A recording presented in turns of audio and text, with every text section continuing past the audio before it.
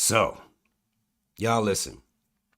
The last live I did, I told y'all we was going to come in here and break down this debate whenever they had it. Now, honestly, I didn't know whether they was going to really have it or not. I know that Trump was saying some shit like he was basically trying to create different type of rules, and I didn't know whether Kamala was going to get down with it, but they got it done. All right. Happened last night about 9:30. We gonna get it in, talk about it. It's about an hour and a half.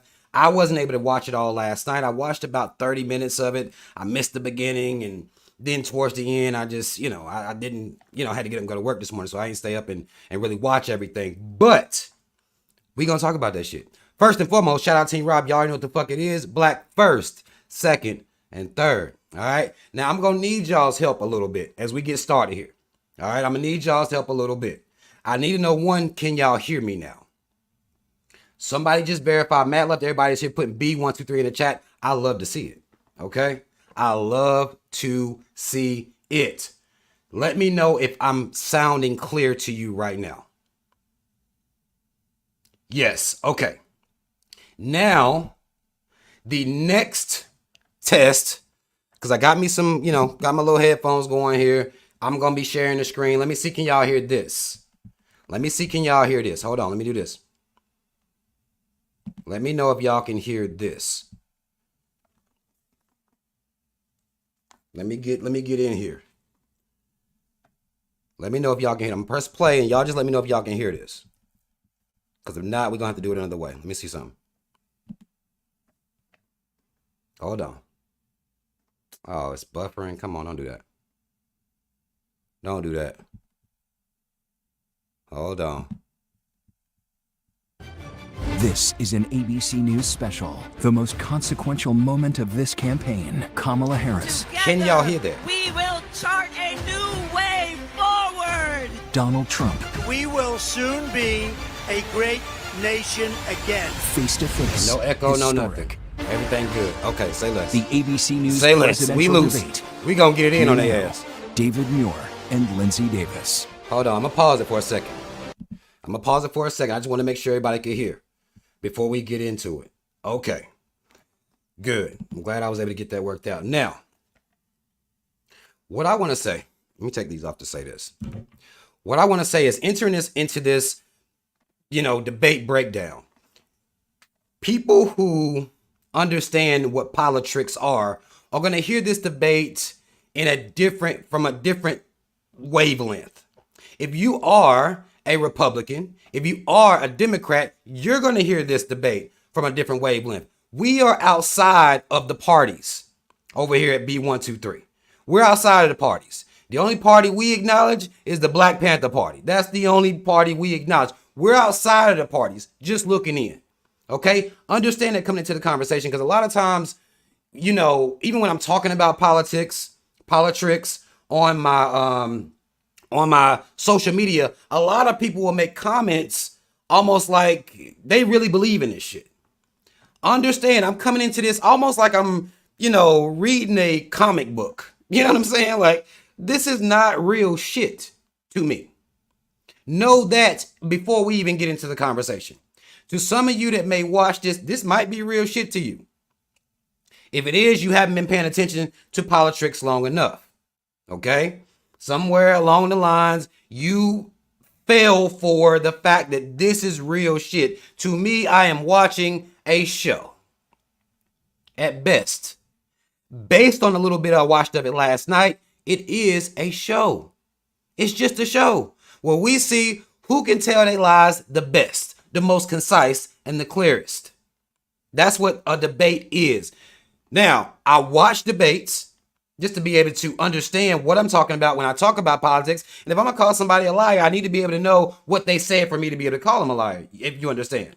I will watch debates, and I will also watch them address the State of the Union addresses. I'll watch those too, just to know what type of bullshit they're talking about. Just so I can understand, so I can know what they're saying, just in case somebody want to come bump with me about this shit, okay? Understand that coming into this is not real to me, okay? It's not real to me. Now, let's get it in. Let's get it in. Let's get it in. Let me make sure this shit gonna play right. Hold on, let me get over here. Okay, let me share the screen. I think maybe I'll do. We'll see, because I don't want to cover up. We'll see if this is good. This may not be. I may have to move myself over just in case you guys actually want to see. And I bullshit it too. I ain't even share it. I ain't even let nobody. It don't matter. It don't even matter. Y'all hit that like button on your way in. Anybody watching the playback, hit that like button for me. All right, man. Love to y'all. Let's get it in, yo. Let's listen to the lies, because I didn't get the beginning of this. I missed the first about 30 to 45 minutes. I caught, maybe 20, 25 minutes after that, and I missed the last. So some of this we're going to be watching fresh as we talk about this shit together. I will be pausing. I'm going to try not to pause a lot. Okay? I'm going to try my best not to pause a lot. So just bear with me. If I do pause, just, stall me out. I got something to say if I do pause it, but I'm going to let these people talk. Good evening. I'm David Muir, and thank you for joining us for tonight's ABC News presidential debate. We want to welcome viewers watching on ABC and around the world tonight.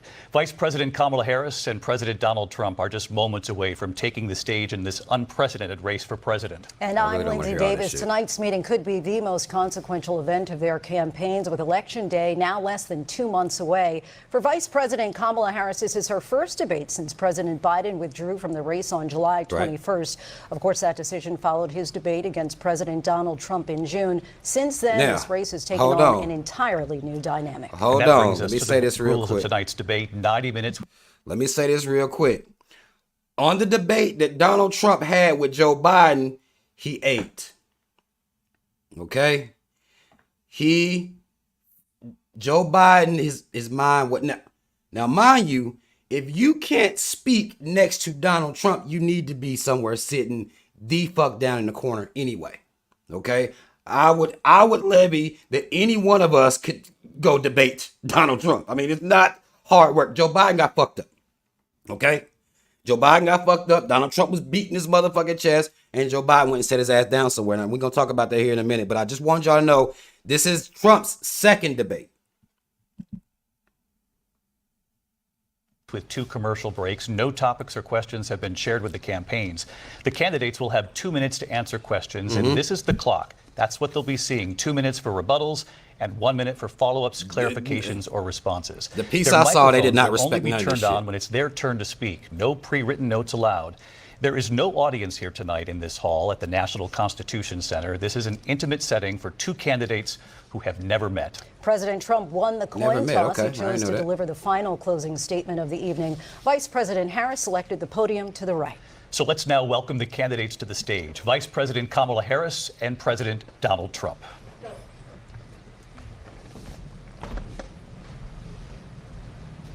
Okay. They never met before. Kamala Harris. Let's have a good debate. Nice to see you. Have fun. Thank you. Okay. Welcome to you both. It's wonderful to have you. It's an honor to have you. Cool handshake. Good evening. We are looking forward to a spirited and thoughtful debate. So let's get started. I want to begin tonight with the issue that voters repeatedly say is their number one issue, and that is the economy and the cost of living in this country. Vice President Harris, you and President Trump were elected 4 years ago, and your opponent on the stage here tonight often asks his supporters, are you better off than you were 4 years ago? When it comes to the economy, do you believe Americans are better off than they were 4 years ago? So I was raised as a middle-class kid, and I am actually the only person on this stage who has a plan that is about lifting up the middle class and working Kamala, people of that's not America. what he asked you. I believe in the ambition, the aspirations, the dreams of the American people. And that is why I imagine and have actually a plan to build what I call an opportunity economy. Because here's the thing. We know that we have a shortage of homes and housing. And Hold on. Let me just pause it for a second. I'm not going to pause long. This wasn't the question. Now, one thing about Kamala is that she is good at this. She is good at going, wherever she need to go. Now, she speaks clearly, but she go all over the place. The question was, do you feel like the economy is better off now than it was 4 years ago? The person that's answering this question would be like, yes, because of this, or no, because of this. That's what they would do. didn't do that here. So let's continue. She had not answered the question. Cost of housing is too expensive for far too many people. Those are facts. We know that young families need support to raise their children, and I intend on extending a tax cut for those families of $6,000, which is the largest child tax credit that we have given in a long time, so that those young families can afford to buy a crib, buy a car seat, buy clothes for their children. Y'all, this gonna be hard for me. It's like, this gonna be hard. I can tell already this gonna be difficult for me. Now, again, she still ain't answered the question, but a $6,000 tax credit to help with a child, if you got kids, $6,000 might as well be $2. It might as well be $2. If you're not going to lower the cost of the things that are necessary to take care of a child, mainly childcare, because childcare is ridiculous, then there's no point in giving nobody $6,000. That's a waste of time. Unless you're going to make childcare go way down, the cost of diapers or formula or something. If you're not going to bring all that shit down, then $6,000 ain't going to do anything. That's going to be a month at best with a child. And then covering the maternity leave that America does not really honor like other countries do. They only give, what's the maternity leave over here? 3 weeks, maybe 4, if that. And a woman has to get her ass back to work. That's what capitalism has done. You don't even get to really bond with your kid. You got to go right back to work. So I don't know, $6,000 tax credit, I don't know what the fuck that's supposed to do for people at all.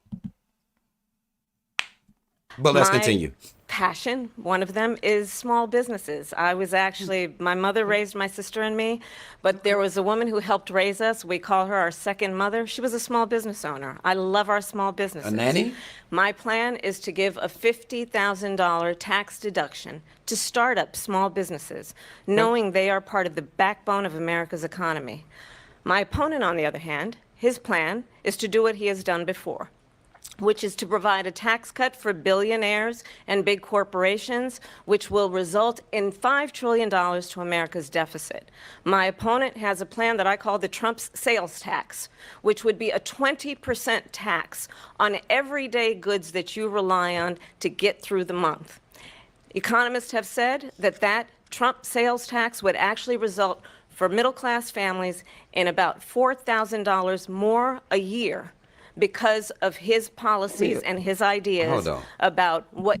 Now, mind you, she's about 5,000 words in and still hasn't answered the question at all. But let me just say this. When I hear the middle class, okay, they use this slogan to, of course, talk about a group of people, the middle class. What I very rarely hear them talk about, or what I very rarely hear addressed, are the working class and the working poor. People who have 2 jobs trying to make ends meet. People who have 3 jobs trying to make ends meet.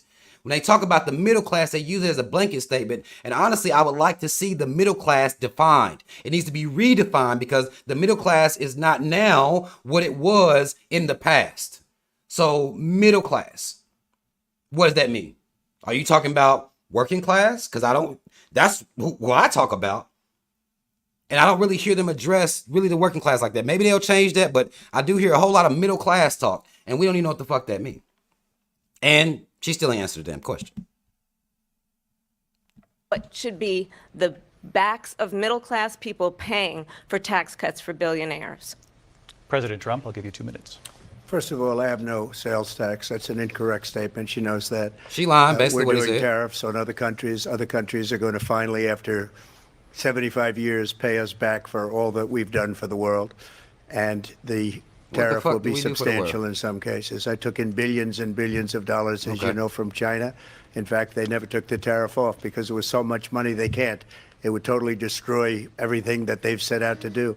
They're taking in billions of dollars from China and other places. They've left the tariffs on. When I had it, I had tariffs, and yet I had no inflation. Look, we've had a terrible economy because inflation which is really known as a country buster. It breaks up countries. We have inflation like very few people have. Now, basically, Donald Trump saying, look, bitch, I don't know what the fuck you talking about, but when I was in here, this inflation shit wasn't even happening. Cost of shit wasn't up. And people can vouch for that. That's a livable truth. You cannot deny that just because you don't like the motherfucker. Okay? Cost of things have soared under Democratic leadership. That's what's happened here under Biden and Harris. That's what's happened here. Basic shit. Okay? Again, I'm not taking sides. I don't have a side.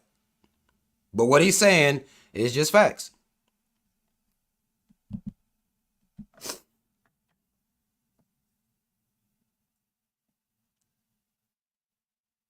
Come on. Come on. Ever seen before, probably the worst in our nation's history. We were at 21%, but that's being generous because many things are 50, 60, 70, and 80% higher than they were just a few years ago. This Those has are been facts. a disaster for people, for Kamala the middle with a class, smile but on for this every shit. class.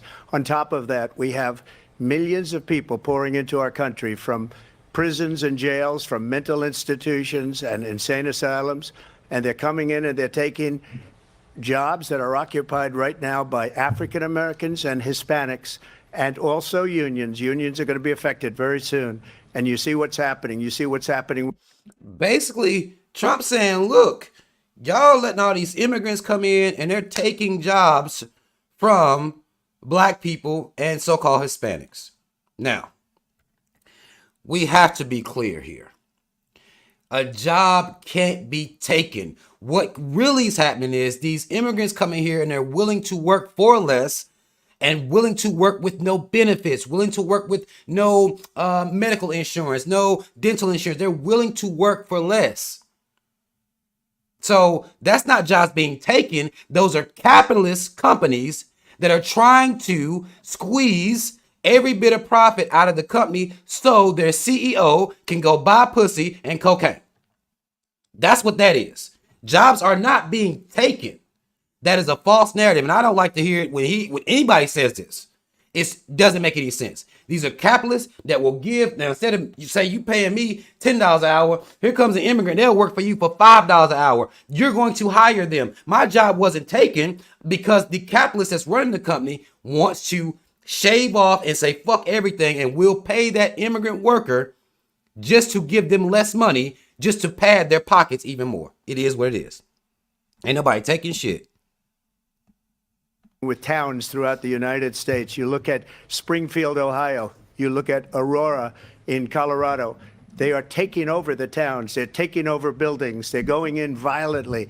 These are the people that she and Biden led into our country, and they're destroying our country. They're dangerous. They're at the highest level of criminality, and we have to get them out. We have to get them out fast. Whoa. I created Trump, one of the greatest economies. Hold on, Trump. Hold on, my boy. Trump, the highest level of criminality? You?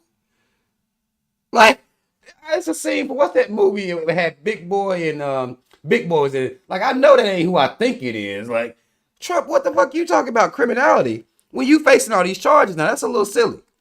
That's a little bit silly, my boy.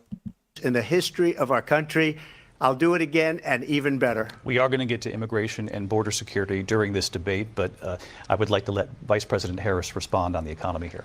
Well, I would love to. Let's talk about what Donald Trump left us. Okay. Donald Trump left us the worst unemployment since the Great Depression. Donald Trump left us the worst public health epidemic in a century. Donald Trump left us the worst attack on our democracy since the Civil War. And what we have done is clean up Donald Trump's mess. That first statement she made is in facts. I would expect the moderators to come in and say something right there. They did not. They let her get away with saying the economy is the worst it's been since the Great Depression. Like, what? What are you talking about? What we have done and what I intend to do is build on what we know are the aspirations and the hopes of the American people. But I'm going to tell you all in this debate tonight, you're going to hear from the same old tired playbook, a bunch of lies, grievances, and name-calling. What you're going to hear tonight is a detailed and dangerous plan called Project 2025 that the former president intends on implementing if he were elected again. I believe very strongly that the American people want a president who understands the importance of... That Project 2025 thing has been debunked. Moderators, you need to be... I thought y'all was supposed to come in when y'all hear some wild shit and check. But I'm not hearing nothing being checked. Bringing us together, knowing we have so much more in common than what separates us. And I pledge to you to be a president for all Americans. President Trump will give you a minute here to respond. All Americans. Number one, I have nothing to do, as you know, and as she knows better than anyone, I have nothing to do with Project 2025. That's out there. I haven't read it. I don't want to read it purposely. I'm not going to read it. This was a group of people that got together. They came up with some ideas, I guess some good, some bad, but it makes no difference. I have nothing to do. Everybody knows I'm an open book. Everybody knows what I'm going to do. Cut taxes very substantially and create a great economy like I did before. We had the greatest economy. We got hit with a pandemic, and the pandemic was not since 1917, where 100 million people died, has there been anything like it. We did a phenomenal job with the pandemic. We handed them over a country where the economy and where the stock market was higher than it was before the pandemic came in. Nobody's ever seen anything like it. We made ventilators for the entire world. We got gowns, we got masks, we did things that nobody thought possible.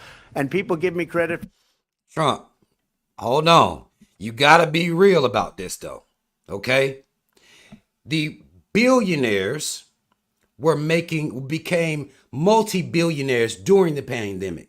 Because as he says, we got ventilators, we got masks. What the billionaire class was able to do at this time was to mass produce these things. They knew that everybody was needing them at the time. At least they played like everybody needed them. And billionaire companies were able to do what billionaires do. Flood the block with money, produce, supply and demand, basically. And a lot of these people became billionaires via this pandemic, while a lot of small businesses, the would-be mom and pops, suffered. You got to be real about it. Now, he is saying we, to be fair, but he got to be real about what it was and what happened in that would-be plandemic. It wasn't no pandemic, really. It was a plandemic. Who got rich during that time? That's all you need to know is who got rich during that time. That's all you need to know. For rebuilding the military, they give me credit for a lot of things, but not enough credit for the great job we did with the pandemic. But the only jobs they got were bounce back jobs. These were jobs bounce back, and it bounced back and it went to their benefit. But I was the one that created them. They know it, and so does everybody else. Vice President Harris, I'll let you respond. So Donald Trump has no plan for you. And when you look at his economic plan, it's all about tax breaks for the richest people. I am offering what I describe as an opportunity economy, and the best economists in our country, if not the world, have reviewed our relative plans for the future of America. What Goldman Sachs has said is that Donald Trump's plan would make the economy worse, mine would strengthen the economy. What the Wharton School has said is Donald Trump's plan would actually... Wasn't Goldman Sachs one of the banks that got bailed out? Who gives a fuck what they be talking about? I don't care nothing about what big banks talk about at all. I have no respect for big banks. I just don't. I mean, that could just be me. But aren't they the ones who got bailed out in 2008 by Barack? I don't want to hear from these motherfuckers because what they have is a safety net that no normal, regular working class person has. They have a safety net. They can trick off all their money and the government will bail them out. I don't give a fuck nothing about what Goldman Sachs talk about, nor will I listen to their projections on neither one of y'all's economic plan because it's all bullshit. Anybody want to hear that shit? Explode the deficit. 16 Nobel laureates have described his economic plan as something that would increase inflation and by the middle of next year would invite a recession. You just have to look at where we are and where we stand on the issues. And I'd invite you to know that Donald Trump actually has no plan for you because he is more interested in defending himself than he is in looking out for you. It's just a soundbite. They gave her that to say. Look, I went to the Wharton School of Finance, and many of those professors, the top professors, think my plan is a brilliant plan. It's a great plan. It's a plan that's going to bring up our worth, our value as a country. It's going to make people want to be able to go and work and create jobs and create a lot of good, solid money for our country. And just to finish off, she doesn't have a plan. She copied Biden's plan. And it's like 4 sentences, like run, spot, run. 4 sentences that are just, we'll try and lower taxes. She doesn't have a plan. Take a look at her plan. She doesn't have a plan. Mr. President, I do want to... I mean, we gotta be real here. She's just basically, he said she Joe Biden 2.0. She ain't doing nothing new. The same old motherfucking bullshit Biden into is the same shit she into, and y'all see where we at. That's basically what Trump said right there, and you can't hold him. You can't hold him for that. To drill down on something you both brought up. The vice president brought up your tariffs. You responded, and let's drill down on this because your plan is what she calls is essentially a national sales tax. Your proposal calls for tariffs, as you pointed out here, on foreign imports across the board. You recently said that you might double your plan, imposing tariffs up to 20% on goods coming into this country. As you know, many economists say that with tariffs at that level, costs are then passed on to the consumer. Vice President Harris has argued it'll mean higher prices on gas. Let me just pause for the cause and say the business plan for all would-be businesses is always for the price to come down on the consumer, the working class people. We always carry the cost of whatever decisions this government makes. That's always it. So I don't know why you would need an economist. You can have a person with common sense that sees that the working class people of this nation carry all costs for everything. It is what it is, just to be real. Food, clothing, medication, arguing it costs the typical family nearly $4,000 a year. Do you believe Americans can afford higher prices because of tariffs? They're not going to have higher prices. What's going to have and who's going to have higher prices is China and all of the countries that have been ripping us off for years. I was the only president ever. China was paying us hundreds of billions of dollars, and so were other countries. And, you know, if she doesn't like them, they should have gone out and they should have immediately cut the tariffs. But those tariffs are there 3.5 years now under their administration. We are going to take in billions of dollars, hundreds of billions of dollars. Wait. So I had no inflation. If the tariffs are still there, according to what you just said, Donna, if the tariffs still there, then why is the cost of stuff still up? I don't know. He just said the tariffs was still there. Did he implement it? If they're still there, then where is the money? Now, I know the answer to that, but that's a little like that don't really make sense that he said it like that. And virtually no inflation. They had the highest inflation perhaps in the history of our country, because I've never seen a worse period of time. People can't go out and buy cereal or bacon or eggs or anything else. The people of our country are absolutely dying with what they've done. They've destroyed the economy. And all you have to do is look at a poll. The polls say 80 and 85 and even 90% that the Trump economy was great, that their economy was terrible. Vice President Harris, I do want to ask for your response, and you heard what the president said there, because the Biden administration did keep a number of the Trump tariffs in place. So how do you respond? I just said Well, that. let's be clear that the Hold Trump on, before she even gets started. Now, if you ask people about the economy, they're going to say when Donald Trump was in office, shit was more affordable. Okay? They're going to say that. Those are just facts. And just the moderating dude just asked her, like, well, if y'all kept the tariffs that he had in place, then what the fuck going on, basically? Let's see how she answers, if she answers. Resulted in a trade deficit, one of the highest we've ever seen in the history of America.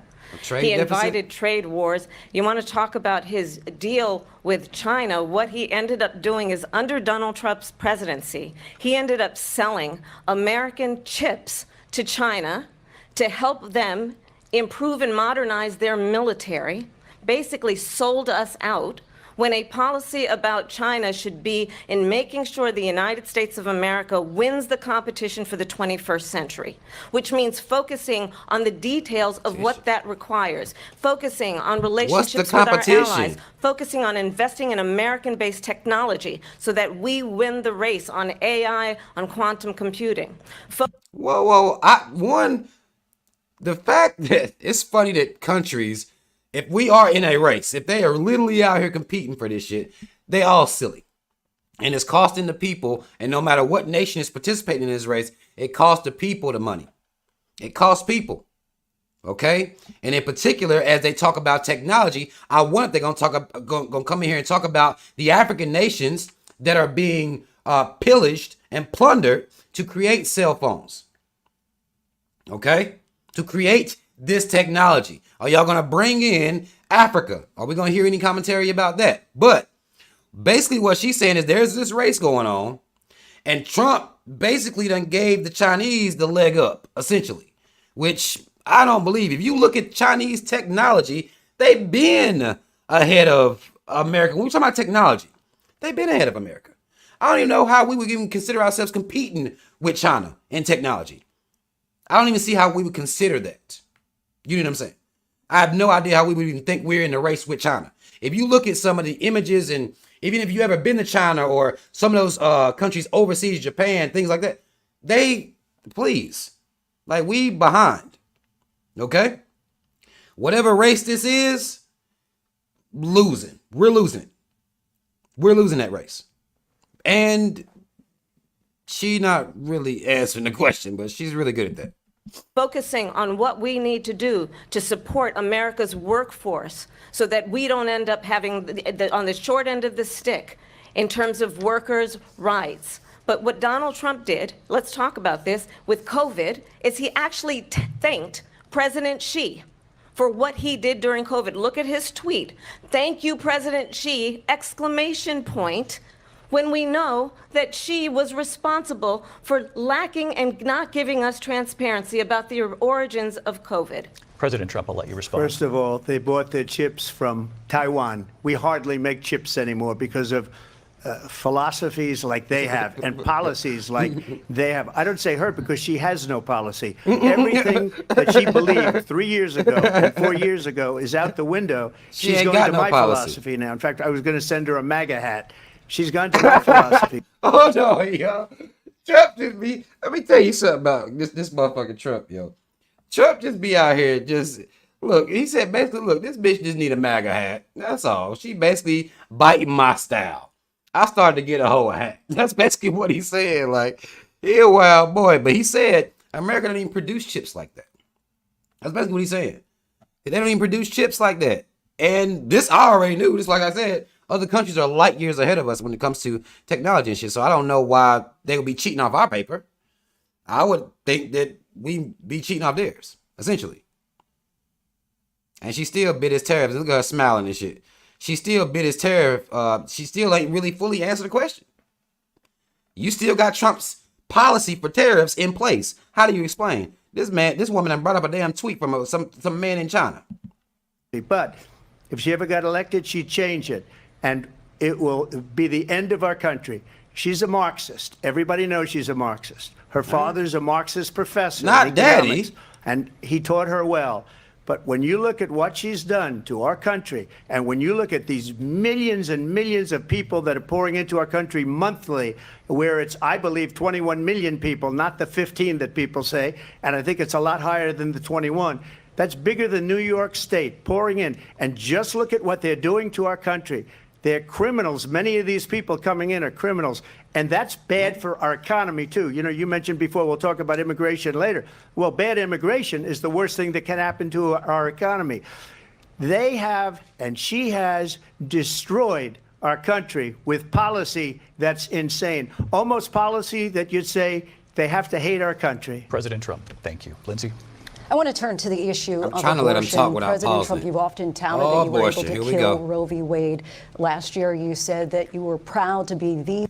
Now, notice the national mainstream media can say abortion while y'all get on here and say unalive children. Stop it. If ain't nobody else got to do it, why the fuck do y'all take it upon y'allself to say unaliving kids or unaliving the type of shit y'all... Abortion, okay? That's what it is. But this is going to be interesting. Let me hear what they got to say about this. The most pro-life president in American history. Then last month, you said that your administration would be great for women and their reproductive rights. In your home state of Florida, you surprised many with regard to your 6-week abortion ban because you initially had said that it was too short. And you said, quote, I'm going to be voting that we need more than 6 weeks. But then the very next day, you reversed course and said you would vote to support the 6-week ban. Vice President Harris says that women shouldn't trust you on the issue of abortion because you've changed your position so many times. Therefore, why should they trust you? Well, the reason I'm doing that vote is because the plan is, as you know, the vote is, they have abortion in the 9th month. They even have, and you can look at the governor of West Virginia, the previous governor of West Virginia. Abortion in the 9th month. Who the fuck is they? I didn't know that was a thing. Now, I never heard of that. This will be something that I'm completely ignorant about, or Donald Trump is just blatantly out here lying. Now, abortion in the 9th month? When? Yeah, not the current governor, is doing an excellent job, but the governor before, he said the baby will be born and we will decide what to do with the baby. In other words, we'll execute the baby. And that's why I did that, because that predominates, because they're radical. The Democrats are radical in that. And her vice presidential pick, which I think was a horrible pick, by the way, for our country, because he is really out of it. But her vice presidential pick says abortion in the 9th month is absolutely fine. He also says execution after birth. It's execution, no longer abortion, because the baby is born, is okay. And that's not okay with me, hence the vote. But what I did is something for 52 years. They've been trying to get Roe v. Wade into the states. And through the genius and heart and strength of 6 Supreme Court justices, we were able to do that. Now, I believe in the exceptions for rape, incest, and life of the mother. I believe strongly in it. Ronald Reagan did also. 85% of Republicans do. Exceptions. Very important. But we were able to get it, and now states are voting on it. And for the first time, you're going to see, look, this is an issue that's torn our country apart for 52 years. Every legal scholar, every Democrat, every Republican, liberal, conservative, they all wanted this issue to be brought back to the states where the people could vote. And that's what happened. Now, Ohio, the vote was somewhat liberal. Kansas, the vote was somewhat liberal, much more liberal than people would have thought. But each individual state is voting. It's the vote of the people now. It's not tied up in the federal government. I did a great service in doing it. It took courage to do it. And the Supreme Court had great courage in doing it. And I give tremendous credit to those 6 justices. There is no state in this country where it is legal to kill a baby after it's born. Madam Vice President, want to get your response to that? Yo, hold on. Oh no, she just came in like, basically, nigga, look, what you're talking about is some bullshit. That doesn't happen anywhere. I knew I had never heard of it. Now, I concede to the fact that I could just be ignorant. Okay, I'll concede to that fact, if indeed I am ignorant about something. But basically, she came in like, nah, you lying, my boy. You lying, my boy. Now, for her to tell him he's lying, but has yet to stop Kamala one time to say, wait a minute, you're lying, is interesting. That is interesting. As I said, you're going to hear a bunch of lies, and that's not actually a surprising fact. Let's understand how we got here. Donald Trump hand-selected 3 members of the United States Supreme Court with the intention that they would undo the protections of Roe v. Wade. And they did exactly as he intended. And now in over 20 states, there are Trump abortion bans, which make it criminal for a doctor or nurse to provide health care. In one state, it provides prison for life. Trump abortion bans that make no exception even for rape and incest, which understand what that means. A survivor of a crime of violation to their body does not have the right to make a decision about what happens to their body next. That is immoral. And one does not have to abandon their faith or deeply held beliefs to agree. The government, and Donald Trump certainly, should not be telling a woman what to do with her body. I have talked with women around our country. You want to talk about this is what people wanted? Pregnant women who want to carry a pregnancy to term, suffering from a miscarriage, being denied care in an emergency room because the healthcare providers are afraid they might go to jail, and she's bleeding out in a car in the parking lot. She didn't want that. She's using an emotional argument on him now. Her husband didn't want that. Can't beat that. A 12 or 13-year-old survivor of incest being forced to carry a pregnancy to term. They don't want that. And I pledge to you, when Congress passes a bill to put back in place the protections of Roe v. Wade. As President of the United States, I will proudly sign it into law. But understand, if Donald Trump were to be reelected, he will sign a national abortion ban. Understand, in his Project 2025, there would be a national abortion, a monitor that would be monitoring your pregnancies, your miscarriages. Now, she done hit it with that Project 2025 again, because that's a hot button little title right there. She knows that's hot. I think the American people believe that certain freedoms, in particular the freedom to make decisions about one's own body, should not be made by the government. Thank you, Vice President Harris. Well, there she goes again. It's a lie. I'm not signing a ban, and there's no reason to sign a ban, because we've gotten what everybody wanted. Democrats, Republicans, and everybody else, and every legal scholar wanted it to be brought back into the states. And the states are voting. And it may take a little time, but for 52 years, this issue has torn our country apart. And they've wanted it back in the states. And I did something that nobody thought was possible. The states are now voting. What she says is an absolute lie.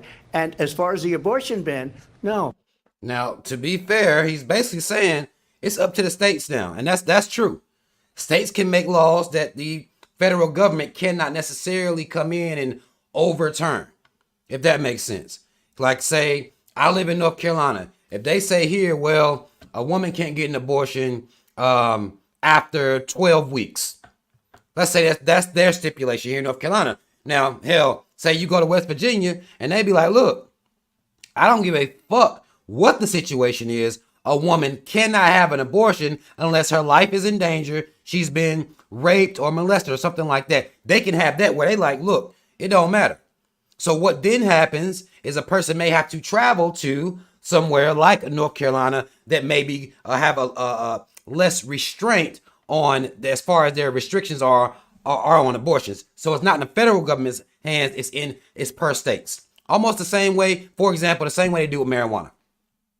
Some states medical, some states fully recreational and medical, some states have decriminalized it. It's the same exact concept. What he's done with abortion is basically bring it down and made it the same thing they're doing with marijuana. Same thing. That's what he's done. Now, honestly, if you ask me, they should legalize marijuana federally, but he's done with abortion what they are doing with marijuana. It's the same shit. I'm not in favor of abortion ban, but it doesn't matter because this issue has now been taken over by the states. Would you veto a national abortion ban if it came Well, to I your won't desk? have to because, again, two ain't got nothing to things. do with Number him. one, she said she'll go back to Congress. She'll never get the vote. It's impossible for her to get the vote, especially now with the 50-50 and essentially 50-50 in both Senate and the House. She's not going to get the vote. She can't get the vote. She won't even come close to it. So it's just talk. You know what it reminds me of? When they said they're going to get student loans terminated, and it ended up being a total catastrophe. The student loans, and then I think probably her boss, if you call him a boss, he spends all his time on the beach. But look, her boss man went is out crazy, and yo. said, Let me just say, listen, he could be talking about a point, and he'll just slide like Joe Biden, just mentioning him, he gonna slide Joe Biden. Joe Biden gonna catch a stray, no matter what. If you can call him a boss, that bitch nigga probably on the beach somewhere. This is what he didn't have to say that. He could have just kept going with his point. Like, this motherfucker is out of control, yo. Like, you didn't have to do that, Trump. You didn't have to. He really, like, Biden ain't nowhere in the room. He will still roast up Biden. That's funny as hell. we'll do it again. We'll do it a different way. And he went out, got rejected again by the Supreme Court. So all these students got taunted with this whole thing about this whole idea. And how unfair that would have been, part of the reason they lost, to the millions and millions of people that had to pay off their student loans. They didn't get it for free. But they were saying it's the same way that they talked about that they talk about abortion. But if I could just get a yes or no, because your running mate, J.D. Vance, has said Well, wait a that minute. you would veto it. If Wait a minute now, ho. Now, Donald Trump, he can't talk like this. You asking me for a yes or no. Kamala ain't gave you not one yes or no yet. Now, hell, you know what I'm saying? Like, that energy, like, what? You ain't requiring yes or no's from her, ho. I'm going to say what the fuck ever I want to say. This is clearly the precedent that's being set right now. So I'm getting this off. Okay? Come on, yes or no for me. Shit. Boy. If it did come to your desk. Well, I didn't discuss it with JD. In all fairness, JD, okay. And I don't mind if he has a certain view, but I think he was speaking for me, but I really didn't. Look, we don't have to discuss it because she'd never be able to get it, just like she couldn't get student loans. They couldn't get student loans. They didn't even come close to getting student loans. They taunted young people and a lot of other people that had loans. They can never get this approved. He said they so played. It doesn't matter what she says about going to Congress. Well, wonderful. Let's go to Congress. Do it. But the fact is that for years they wanted to get it out of Congress and out of the federal government. And we did something that everybody said couldn't be done. And now you have a vote of the people on abortion. Vice President Harris, I want to give you your time to respond, but I do want to ask, would you support any restrictions on a woman's right to an abortion? I absolutely support reinstating the protections of Roe v. Wade. And as you rightly mentioned, nowhere in America That's a yes is a or no woman question. carrying a pregnancy to term That's a yes or no question. and asking for an abortion. That is not happening. It's insulting to the women of America. And understand what has been happening under Donald Trump's abortion bans. Couples who pray and dream of having a family are being denied IVF treatments. What is happening in our country? Working people, That's in working vitro. women who are working.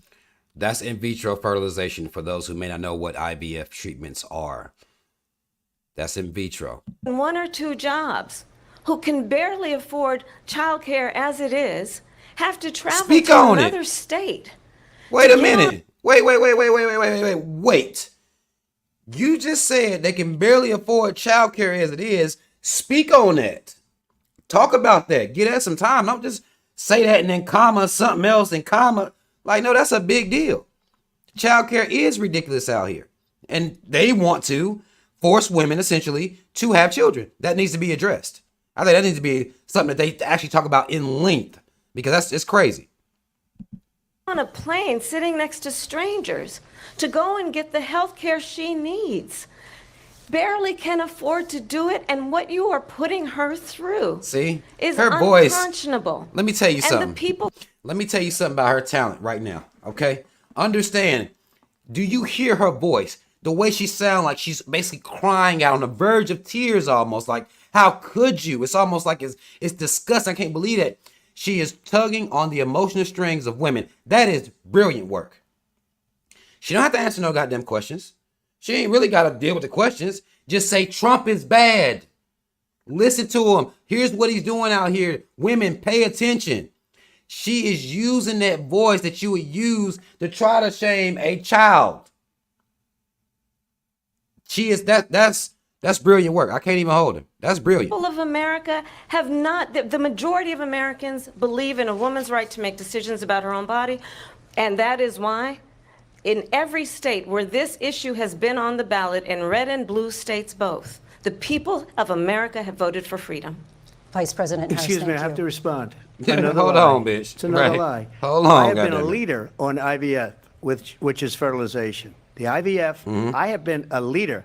In fact, when they got a very negative decision on IVF from the Alabama courts, I saw the people of Alabama and the legislature 2 days later voted it in. I've been a leader on it. They know that, and everybody else knows it.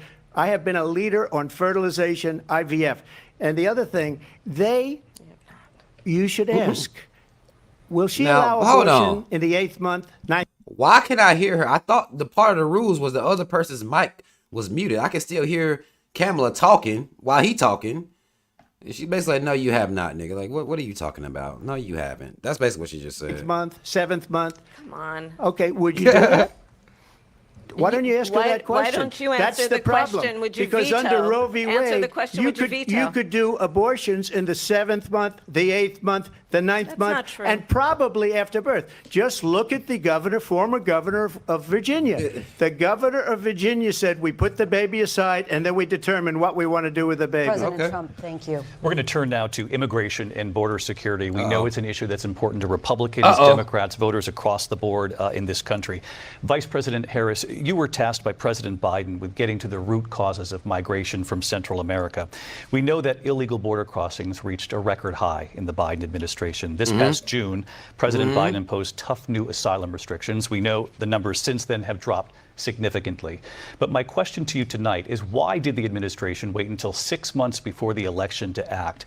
And would you have done anything differently from President Biden on this? Okay. So I'm the only person on this stage who has prosecuted transnational criminal organizations. Kamala, this is the shit that that was a, would you have done anything differently?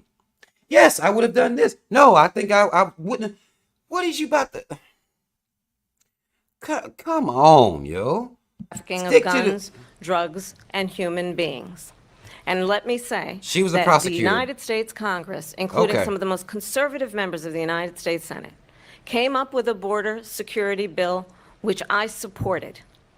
And that bill would have put 1,500 more border agents on the border to help those folks who are working there right now overtime, trying to do their job. It would have allowed us to stem the flow of fentanyl coming into the United States. I know there are so many families watching They're tonight worried about that who have been fent. personally affected by the surge of fentanyl in our country. They're worried about that bill fent. would have put more resources to allow us to prosecute transnational criminal organizations for trafficking in guns, drugs, and human beings. But you know what happened to that bill? Donald Trump got on the phone, called up some folks in Congress, and said, kill the bill. And you know why? Because he'd prefer to run on a problem instead of fixing a problem. And understand, this comes at a time where the people of our country actually need a leader who engages in solutions, who actually addresses the problems at hand. But what we have in the former president is someone who would prefer to run on a problem instead of fixing a problem. What? And I'll tell you something, he's going to talk about immigration a lot tonight, even when it's not the subject that is being raised. And I'm going to actually do something really unusual, and I'm going to invite you to attend one of Donald Trump's rallies, because it's a really interesting What the thing to fuck watch. does this have to do with the You question? will see during the course. The question was, I know it's hard to keep up with her. She is a beast. Okay? Understand that she is a deflecting beast. I see her as, you remember when the agents had trapped Neo and he had the trick where he could do the thing and do all the shit in slow-mo, and this is what this bitch can do. Okay? Kamala is tough at this. The question was, would you have done anything differently? And why did y'all wait till 6 months before the election to try to strengthen the border at all? And she ain't said not one thing pertaining to any of that yet. 5,000 words in. Course of his rallies, he talks about fictional characters like Hannibal Lecter. He will talk about windmills cause cancer. And what you will also notice is that people start leaving his rallies early out of exhaustion and boredom. And I will tell you, the one thing you will not hear him talk about is you. You will not hear him talk about your needs, your dreams, and your desires. Well, one And thing I'll you're tell you, not doing is answering questions, Kamala. That's the one thing you're not doing. You're not answering the questions. The border was really your responsibility. You were tasked with making sure the border stayed tight. That was your job. They gave you the term, I think it was border czar or something like that. That was your job. So when you get asked a question, a very direct question about the border, we end up, now we done went around the world. Now we at Trump's rallies and people leaving them early because they be bored. What the fuck does that have to do with the question? Okay? What the fuck does that have to do with the question? This is what I say. Kamala, she can talk clearer than him, but the lies, they all the same. This just dodging questions. Ma'am, answer. Maybe she gets to it. Okay, now we have 6,000 words. Maybe she gets to it at 7. You deserve a president who actually puts you first, and I pledge to you that I will. Vice President Harris, thank you. President Trump, on that point, I want to get your response. Wait, white man moderator. How you let her get away with that? When Donald Trump, now earlier they checked Donald Trump like, motherfucker, I asked you a yes or no question. Okay, that's all I needed from you. You don't check Kamala? You don't check her at all? You just let her run off? We end up at a Trump rally where people are leaving?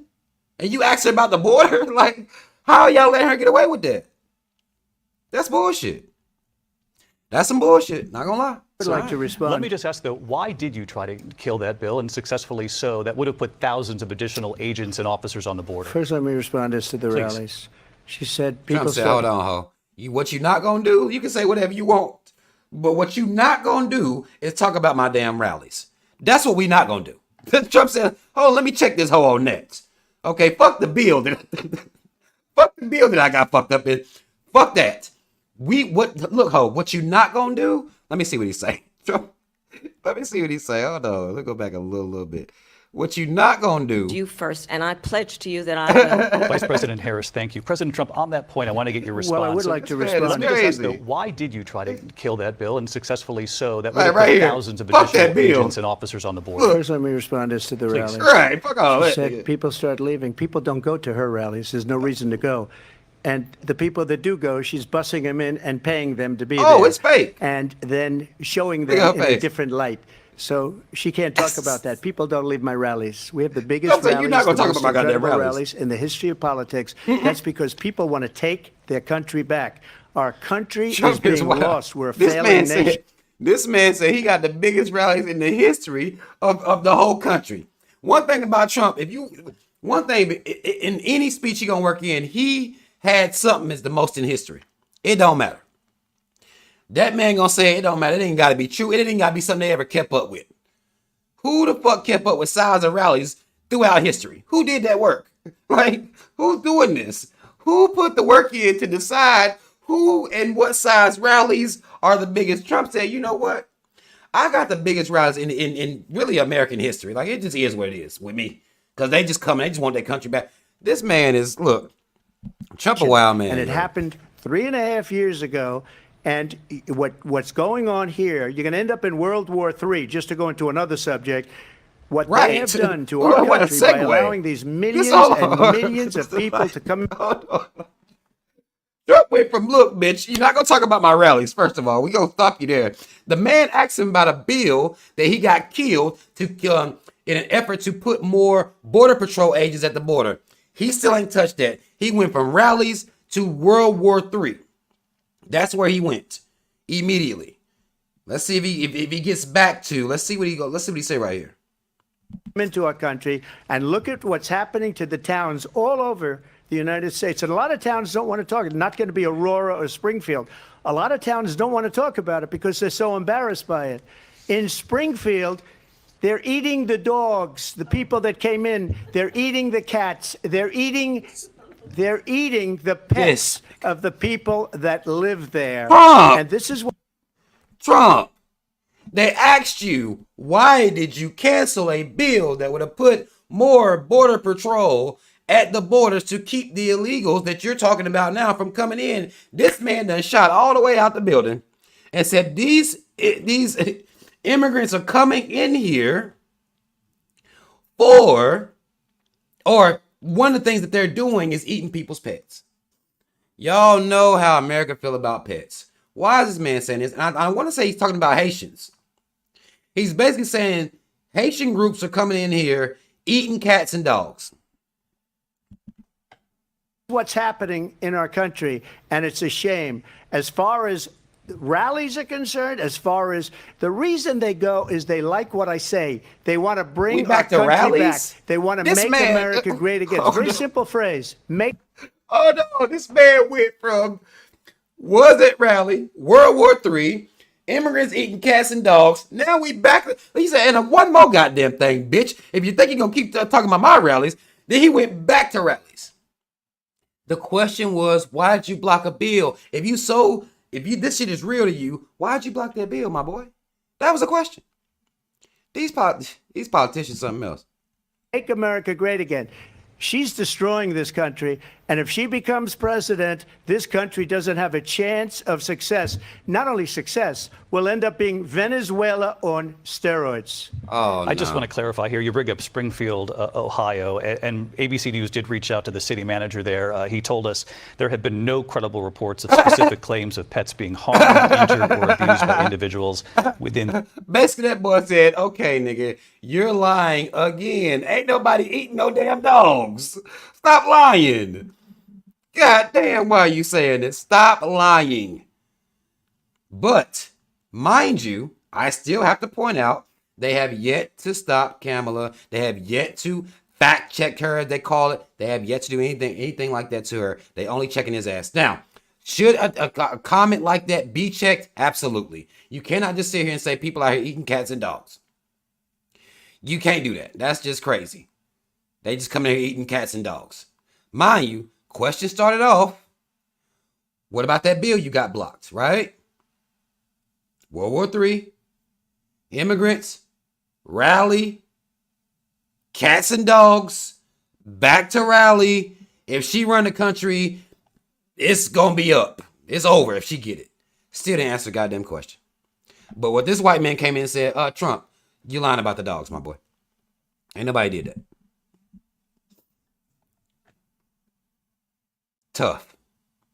The immigrant community. Well, all I've this. seen people on television. Let me just say here, this is the people on television say my dog was taken and used used for food. So maybe he said that, and maybe that's a good thing to say for a city manager. I'm not taking this from but television. The people I'm on taking it from television the city saying their manager. dog was eaten by the people that Trump say, I'm going to drive this point home. Again, the Springfield city manager says there's no evidence of that. Vice President Harris, I'll let you respond to the rest of that it. That nigga said we'll find out. You talk about extreme. She just laughing. You know, Kamala just gonna laugh him the fuck up out of here like, bro, what you even saying right now? This is, I think, one of the reasons why in this election, I actually have the endorsement of 200 Republicans who have formerly worked with President Bush, Mitt Romney, and John McCain, including the endorsement of former Vice President Dick Cheney and Congress member Liz Cheney. And if you want to really know the inside track on who the former president is, if he didn't make it clear already, just ask people who have worked with him. His former chief of staff, a 4-star general, has said he has contempt for the Constitution of the United States. His former national security advisor has said he is dangerous and unfit. His former Secretary of Defense has said the nation, the republic, would never survive another Trump term. And when we listen to this kind of rhetoric, when the issues that affect the American people are not being addressed, I think the choice is clear in this election. President Trump, I'll give you a quick minute to respond here. Thank you, because when I hear that, see, I'm a different kind of a person. I fired most of those people. Okay. Not so graciously. They did bad things or a bad job. I fired them. I got them to fuck up out of here. One person. They didn't fire anybody having to do with Afghanistan and the Taliban and the 13 people whose were just killed, viciously and violently killed. And I got to know the parents and the family. They didn't fire. They should have fired all those generals, all those top people, because that was one of the most incompetently handled situations anybody has ever seen. So when somebody does a bad job, I fire him. And you take a guy like Esper. He was no good. I fired him. So he writes a book. Another one writes a book, because they can write books. But nobody else can they. But Trump basically said, look, I fired these bitch ass motherfuckers. And because I fired them, they get mad and then go become fucking book writers, memoir ass niggas, basically, is what Trump's saying. Like, I got them to fuck up out of there and they just go write books about a real nigga. Like, they have done such a poor job, and they never fire anybody. Look at the economy. Look at the inflation. They didn't fire any of their economists. They have the same people. That's a good way not to have books written about you. But just to finish, he basically got more votes than any. Look, he's basically saying, look, ain't nobody writing books about them because they keep these bad actors, these people who fail at their jobs, they won't fire them. I get them the fuck up out of here. Because that's what I'm known for, firing motherfuckers. Republican in history, by far. In history. Here you go again. In fact, I got more votes than any sitting president in history, by far. That damn Trump, yo. Let me continue on immigration. It was what you wanted to talk about earlier. So let's get back to your deportation proposal that the vice president has reacted to as well. President Trump, you call this the largest domestic deportation operation in the history of our country. You say you would use the National Guard. You say if things get out of control, you'd have no problem using the U.S. military. Police, yes. You also said you would use local police. How would you deport 11 million undocumented immigrants? I know you believe that number is much higher. Take us through this. What does this look like? Will authorities be going door to door in this country? Yeah, it is much higher because of them. They allowed criminals, many millions of criminals. They allowed terrorists. They allowed common street criminals. They allowed people to come in, drug dealers, to come into our country. And they're now in the United States and told by their countries like Venezuela, don't ever come back or we're going to kill you. Do you know that crime in Venezuela and crime in countries all over the world is way down? You know why? Because they've taken their criminals off the street and they've given them to her to put into our country. And this will be one of the greatest mistakes in history for them to allow. And I think they probably did it because they think they're going to get votes, but it's not worth it because they're destroying the fabric of our country by what they've done. Let me tell you something, because now I think what Kamala got done rubbed off on him. Now, Trump isn't as eloquent as she is, but they asked him, look, you basically said you got mass deportation. You're going to get the military involved. You say you're going to get the cops involved. And if you're saying there's 20 million people, how are you going to do this? Okay, that was the question. It is tough to lose the question with the type of answers that both of these people give. It's tough to lose the question. How are you going to do this work? There's never been anything done like this at all. They've destroyed the fabric of our country. Millions of people let in. And all over the world, crime is down. All over the world except here. Crime here is up and through the roof. Despite their fraudulent statements that they made, crime in this country is through the roof. And we have a new form of crime. It's called migrant crime. And it's happening at levels that nobody thought possible. President Trump, as you know, the FBI says overall violent crime is actually coming down in this country. But that white man is not going to let Trump get anything happen. Basically, Trump just said that violent crime is up. Now, no, Trump didn't say violent crime. He just said crime, to be fair. He just said crime. Crime is up. I don't think he said violent. I don't think he said violent, but this white man said, look, the FBI done said that violent crime is down. What the fuck are you talking about? Basically, they keep checking him like that. They have yet to check Kamala, and she done told some lies. She done fabricated some things, she's misrepresenting other things too. And she's dancing around questions. Just like Donald Trump just danced around this question, he still didn't answer. The question was, what's your plan to do it? Okay, you wanna get them all the fuck up out of here? How you gonna do that? How you gonna do it? How? The military gonna knock on everybody's door? Now he did say a little quick yes when the boy asked, like, yeah, he did say, so he gonna get the military to knock on people's doors. Everybody becomes ICE agents at that point. The military just becomes ICE. Maybe he'll do that. The FBI they were defrauding statements. They didn't include the worst cities. They didn't include the cities with the worst crime. It was a fraud, just like their number of 818,000 jobs. I said that he was talking about, I think that when the guy was talking about that would be violent crime, Trump said basically they didn't check for the places with the worst crime. That's why they said excuse me, crime is down. That they said they created turned out to be a fraud. President Trump, thank you. I'll let you respond, Vice President Harris. Well, I think this is so rich, coming from someone who has been prosecuted for I saw this part. National security crimes, economic crimes, election interference, has been found liable for sexual assault, and his next big court appearance is in November at his own criminal sentencing.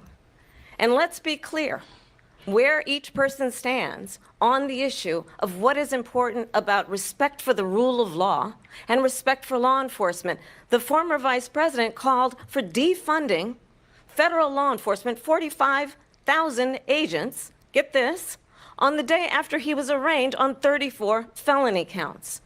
So let's talk about what is important in this race. It is important that we move forward, that we turn the page on this same old tired rhetoric and address the needs of the American people, address what we need to do about the housing shortage, which I have a plan for, address what we must do to support our small businesses, address bringing down the price of groceries. But frankly, the American people are exhausted with this same old tired playbook. Vice President Harris, thank you. Excuse me. Every one of those cases was started by them against their political opponent. and I'm winning most of them, and I will win the rest on appeal. And you saw that with the decision that came down just recently from the Supreme Court. I'm winning most of them. But those are cases, it's called weaponization. Never happened in this country. They weaponized the Justice Department. Every one of those cases was involved with the DOJ, from Atlanta and Fani Willis to the Attorney General of New York and the DA in New York. Every one of those cases. And then they say, oh, he's a criminal. They're the ones that made them go after me. By the way, Joe Biden was found a... Sir, that doesn't make you less of a criminal because they sent them after you. Had they sent them after you and there was nothing there, they wouldn't have had no charges.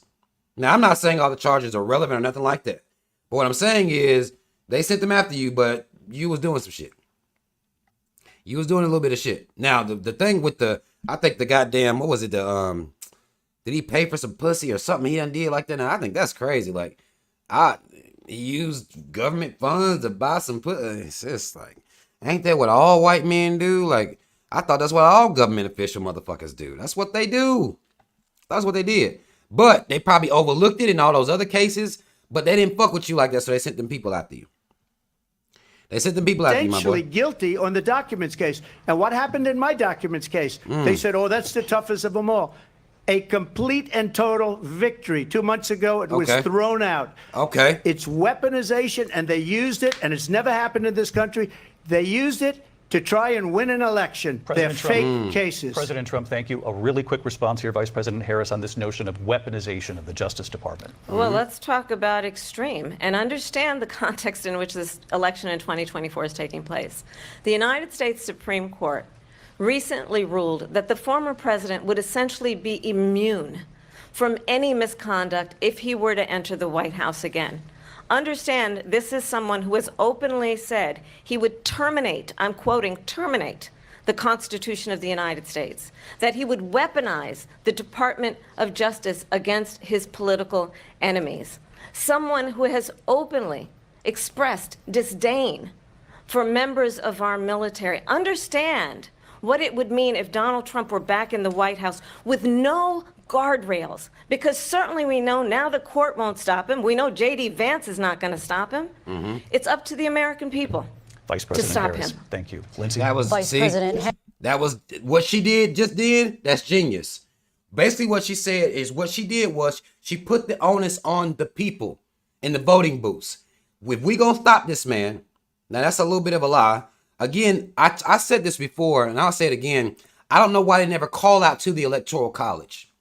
They make calls out to the people, almost to keep you believing that you're actually choosing the president. Like you can make this happen. You can get out there and vote. They do not make calls out to the Electoral College. Why aren't you directly talking to them? They decide the president. They're the reason that Hillary Clinton won the popular vote and Donald Trump still became the president. Why aren't you talking to them? That's very weird to me when they talk to voters, especially at this level of politics.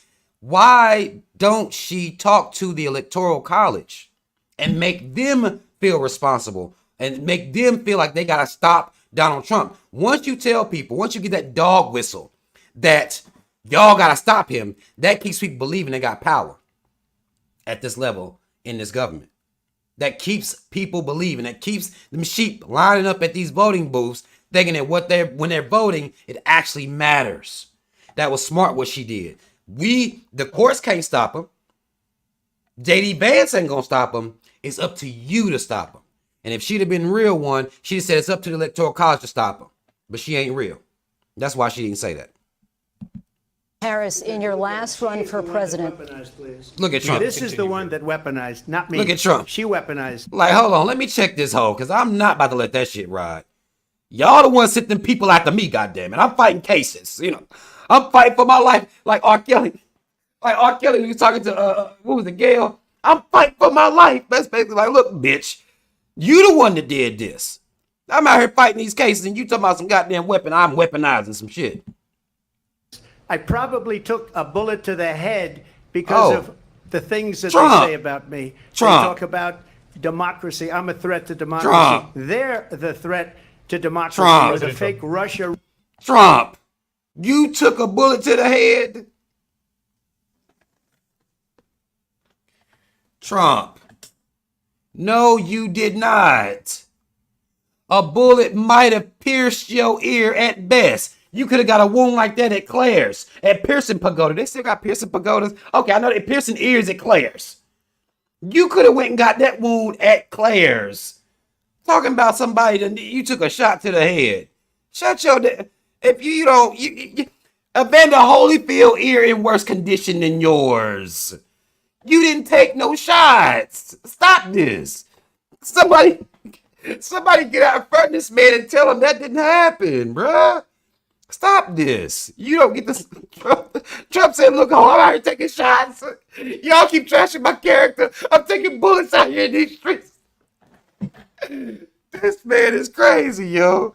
Oh, my God, yo. Russia investigation. We do have a lot that went nowhere. We have a lot to get to. Oh, Lindsay. God. Vice President Harris, in your last run for president, you said you wanted to ban fracking. Now you don't. You wanted mandatory government buyback programs for assault weapons. Now your campaign says you don't. Yeah. You supported decriminalizing Right. border crossings. Now you're taking You're a a harder line. flip-flopper. I know Okay. you say Let's that your let's hit her. values have not Okay. changed. So then why have Let's so many hit. of your policy positions changed? Right. So my values have not changed, and I'm going to discuss every one of the, at least every point that you've made. But in particular, let's talk about fracking because we're here in Pennsylvania. I made that very clear in 2020. I will not ban fracking. Kamala. I have not banned fracking as Vice But you President of said the you United States. And would. in fact, I was the tie-breaking vote on the Inflation Reduction Act, which opened Right. new leases for fracking. My position is... Hold on, Kamala. Now, what they're not doing is fact checking her. Because now, well, I guess the question itself was kind of like, look, you keep flip flopping. Why? Because she has done that. She did came out and said she was going to be against fracking. Then all of a sudden now she with the fracking. Now she with it. She's a flip flopper, basically. Is that we have got to invest in diverse sources of energy so we reduce our reliance on foreign oil. We have had the largest increase in domestic oil production in history because of an approach that recognizes that we cannot over-rely on foreign oil. As it relates to my values, let me tell you, I grew up a middle-class kid raised by hard-working... Kamala. Not as it pertains to your values, because no one asked you about your motherfucking values. Nobody did. Nobody asked you about your values. She said you be flip-flopping and shit. Why? Nobody asked you about your values. Nobody. She about to do this around the world thing again, yo. I know she is. Working mother who worked and saved and was able to buy our first home when I was a teenager. Mama? The values I bring to the importance of home ownership, knowing not everybody got handed $400 million on a silver platter and then filed bankruptcy 6 times, is a That has value that I nothing to bring do- to my work, to say we are going to work with the private sector and home builders to increase 3 million homes, increase... Do y'all remember what the question was? What the fuck does this have to do with the question? This is the talent that she has. And this is what they're letting her get away with. The moderators are letting her slide through. She's basically ice skating now. Okay? She's skating at this point. Like, she just sliding through, no problem. You say your values didn't change, but why you keep flip-flopping on issues? Why you say one thing and then turn around and say another thing? And she has not done anything to answer the question yet. She's talking about her mama and how hard she had it coming up. Buy 3 million homes by the end of my first term. My work that is related to having a friend when I was in high school who was sexually assaulted by her stepfather. And my focus then on protecting women and children from violent crime is based on a value that is deeply grounded in the importance of standing up for those who are most vulnerable. This is genius. My work. Listen to her tone, okay? Because we gonna watch this shit and we gonna keep watching it. But listen to her tone. Listen to how she's saying it from a sympathetic space, even though she's not answering the question. But she's able to tug on the heartstrings of her supporters because she don't talk much about really anything. She just goes long ways. But for people to really connect with her, she'll tell stories about her friend that was molested. I think she said molested by her stepfather or father. I don't know which one she said. But that has nothing to do with why are you flip-flopping on what you're saying. You said you were you weren't going to be with the fracking. You said that with your mouth, and now you with the fracking. You a flip-flopper. Explain that, and she has yet to do it. Work that is about protecting Social Security and Medicare is based on long-standing work that I have done, protecting seniors from scams. My values have not changed. And what is important is that there is a president who actually brings values and a perspective that is about lifting people up and not beating people down. Come on. The question was about fracking. That's what the question was about. If you said you're not supporting fracking, but you signed a bill to support fracking, how? How do you do those two things at one time? You say one thing and then you do another. And name calling. The true measure of the leader is the leader who actually understands the strength is not in beating people down, it's in lifting people up. I intend to be that president. President Trump, your Well, response? first of all, I wasn't given $400 million. I wish I was. My father was. Trump like, look, bitch, don't count my pockets. Okay? After everything she said, this man comes back in with, look, my daddy ain't give me $400 million. That ain't how it really was. Okay? I started from the bottom. I don't know if he said, out of everything she said, he gonna say, look, bitch, don't count my pockets. I was a Brooklyn builder, Brooklyn, Queens, and a great father, and I learned a lot from him, but I was given a fraction of that, a tiny fraction, and I built it into many, many billions of dollars. Billions. Many billions. Billions. And when people see it, they are even surprised. The way so he say his we don't have to B's talk is about tough. that. Billions. Fracking, she's been against it for 12 Look. years. Many billions of dollars. He sound like, remember them Austin Powers movies? Like, what was that one character? Damn, but billions. This is why when he sounds like, when he says black, that's why his B's is just fucked up. I don't think he really being, no type of way. I think his B's is just bad. Many billions. I don't know why he had to talk like that. Billions. I don't know. I think his B's is just fucked up out here in these streets. But he said, I took that little bread and I built billions, basically. Defund the police. She's been against that Dr. Evil. forever. There he was. She gave all. Y'all said Dr. Evil. That's exactly who it was. That's who he reminded me of. When he talking like that, like billions. Like, why you gotta talk like that? Like, what's wrong with you, my boy? many billions. Like, okay.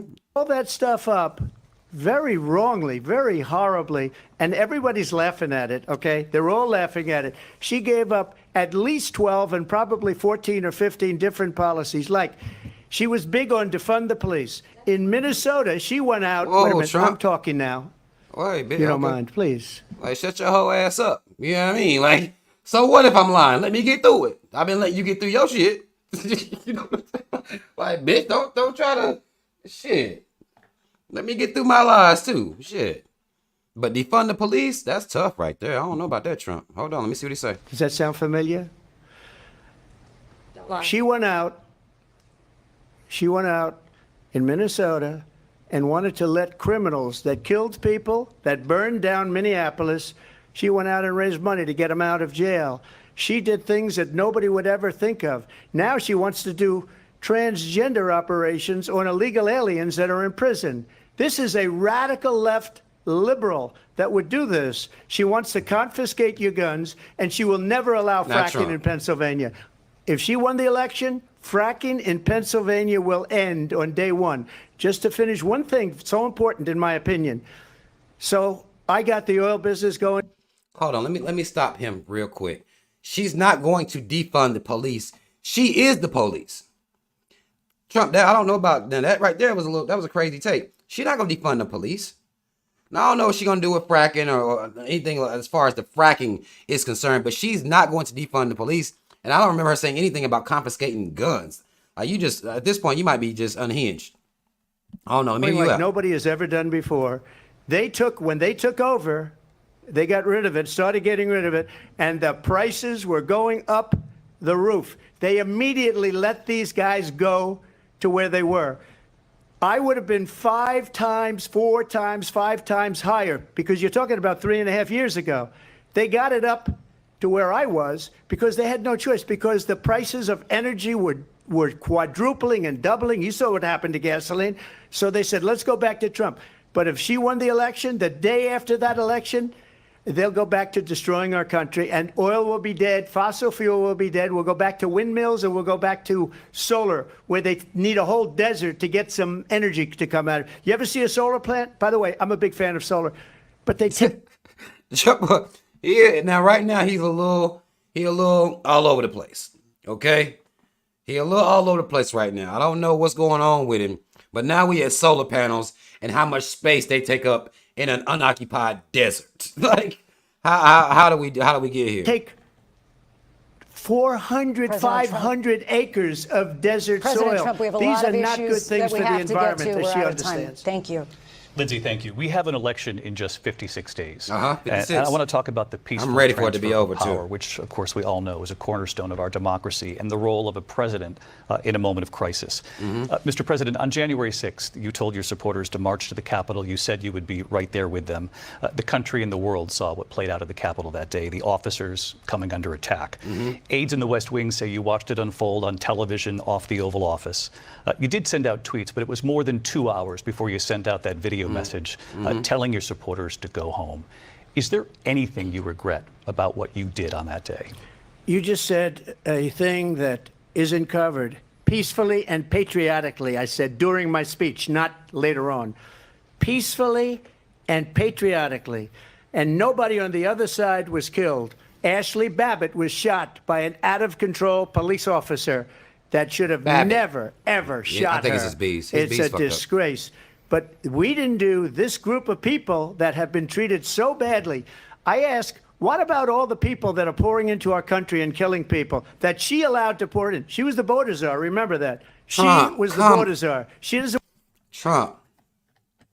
The question was, could you or do you feel as though you could have did something differently on that day to get them people not to run up in the Capitol like that? That was the question. We're back to immigration. Just to let y'all, I want y'all to know where we're going. The question was, on January 6th, do you think you could have done anything a little bit different to maybe make that not happen? And both of them have this issue where it's a yes or no. Like, yeah, maybe I could have did something a little bit better. They refuse. Both of them refuse to even admit to any of that. Same way she is about the border and what's happening at the border with all these illegals coming in is the same way he is about this January 6th shit. He won't even answer the question. He won't even answer the question. She doesn't want to be called the border czar because she's embarrassed by the border. In fact, she said at the beginning, well, I'm surprised you're not talking about the border yet. That's because she knows what a bad job they've done. What about those people? When are they going to be prosecuted? When are these people from countries all over the world, not just South America? They're coming in from all over the world, David, all over the world. And crime rates are down all over the world because of it. But let me just ask you, David, when are those people going to be prosecuted? When are the people that burned down Minneapolis going to be prosecuted? Or in Seattle? They went into Seattle. They took over a big percentage of the city of Seattle. When are those people going to be prosecuted? But let me just ask you. You might ask her that question. You were the president. You were watching it unfold on television. It's a very simple question as we move forward toward another election. I mean, it was a very simple question, my boy. Now, him checking Trump like that, cool. He has yet to check Kamala. Neither one of them have checked Kamala yet. And we are almost 50 minutes in. Is there anything you regret about what you did on that day? Right. Yes or no? I had nothing to do with that other than they asked me to make a speech. Yes or I no? showed up for a speech. I said, I think it's going to be big. I went to Nancy Pelosi and the mayor of Washington, D.C., and the mayor put it back in writing, as you know. I said, this is going to be a very big rally or whatever you want to call it. And again, it wasn't done by me. It was done by others. I said, I'd like to give you 10,000 National Guard or soldiers. They rejected me. Nancy Pelosi rejected me. It was just 2 weeks ago. Her daughter has a tape of her saying she is fully responsible for what happened. They want to get rid of that tape. It would have never happened if Nancy Pelosi and the mayor of Washington did their jobs. I wasn't responsible for security. I wish they would have a real nigga moderation at some shit like this. Because I'd have been like, bitch, shut your whole ass up. I asked you a question. And you're not answering the question. Shut up. Now we at Nancy Pelosi. Come on. Shut your whole ass up. Nancy Pelosi was responsible. She didn't do her job. His P's might be The question fucked was up about too. you as president, not about former Speaker Pelosi. But I do want Vice President Harris to respond here. I was at the Capitol on January 6th. Okay. I was the vice president-elect. I was also an acting senator. I was there. And on that day, the President of the United States incited a violent mob to attack our nation's capital, to desecrate our nation's capital. On that day, 140 law enforcement officers were injured, and some died. And understand, the former president has been indicted and impeached for exactly that reason. But this is not an isolated situation. Let's remember Charlottesville, where there was a mob of people carrying tiki torches. Oh, she went back. Spewing anti-Semitic hate. And Racist. Wait. the Anti-Semitic. president then at the time say? Racism. There were fine people on each side. He did say that. Let's remember that when it came to the Proud Boys, a militia, Racist. the president militia. said, the former president said, stand back and stand by. So for everyone watching who remembers what January 6th was, I say we don't have to go back. Let's not go back. We're not going back. It's time to good. turn the page. And if that good. was a bridge too far for you, well, there is a place in our campaign for you to stand for country, to Okay. stand for our democracy, I see to what you're doing. stand for If any of you Republicans didn't fuck with that, come to death row. If you're tired of seeing the producers all in the videos, basically come to death row. If you tired of this whole ass nigga right here, come to death row. That's basically what she's doing. That's what she's doing now. This is smart. This is actually smart right here. rule of law, and to end the chaos, and to end the approach that is about attacking the foundations of our Listen to democracy her voice. because you don't like the outcome. And be clear on that point. Donald Trump, the candidate, has said in this election there will be a bloodbath if this and the outcome of this election is not to his liking. A bloodbath. Did he Let's say that turn for the real? page on this. Let's not go back. Oh, no. Let's chart a course for the future and not go backwards to the past. Let me just follow up here.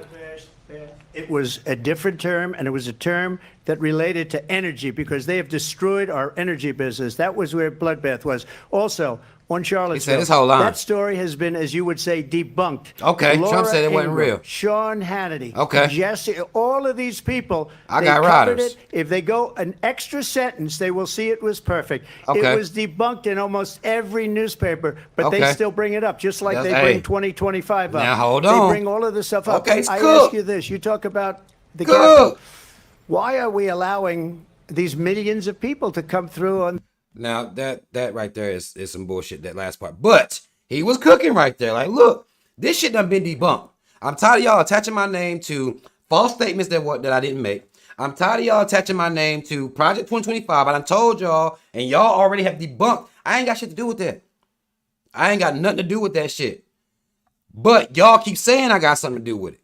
So right there, he was cooking. I can't hold him. He's like, look, bitch, quit lying on my motherfucking name up here like this. And I want y'all to make the fact that he's saying it's been debunked, but the moderators aren't saying shit to Kamala. They're letting her say anything. They letting her say anything about him, and ain't fact checking anything. To be fair, I think he's about to go back into immigration now. the southern border? How come she's not doing anything? And I'll tell you what I would do, and I would be very proud to do it. Nobody I would asked say you, we though. would both leave this debate right now.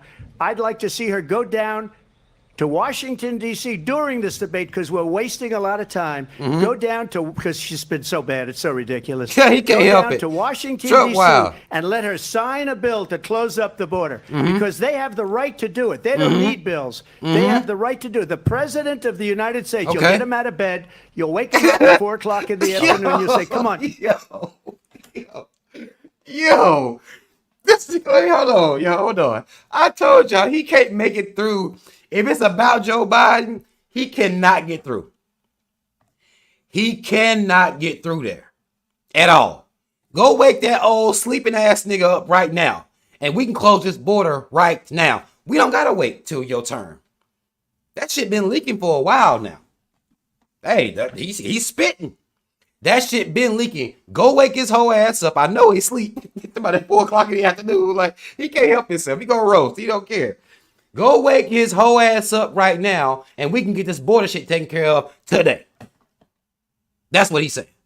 Because she's literally running. She's the vice president right now. The borders are right now. What you waiting for? Basically, that's facts. He's spitting. That's facts. He's spitting right there. And go wake your boy up. Like, basically, wake his bitch ass up. Let's sign a bill.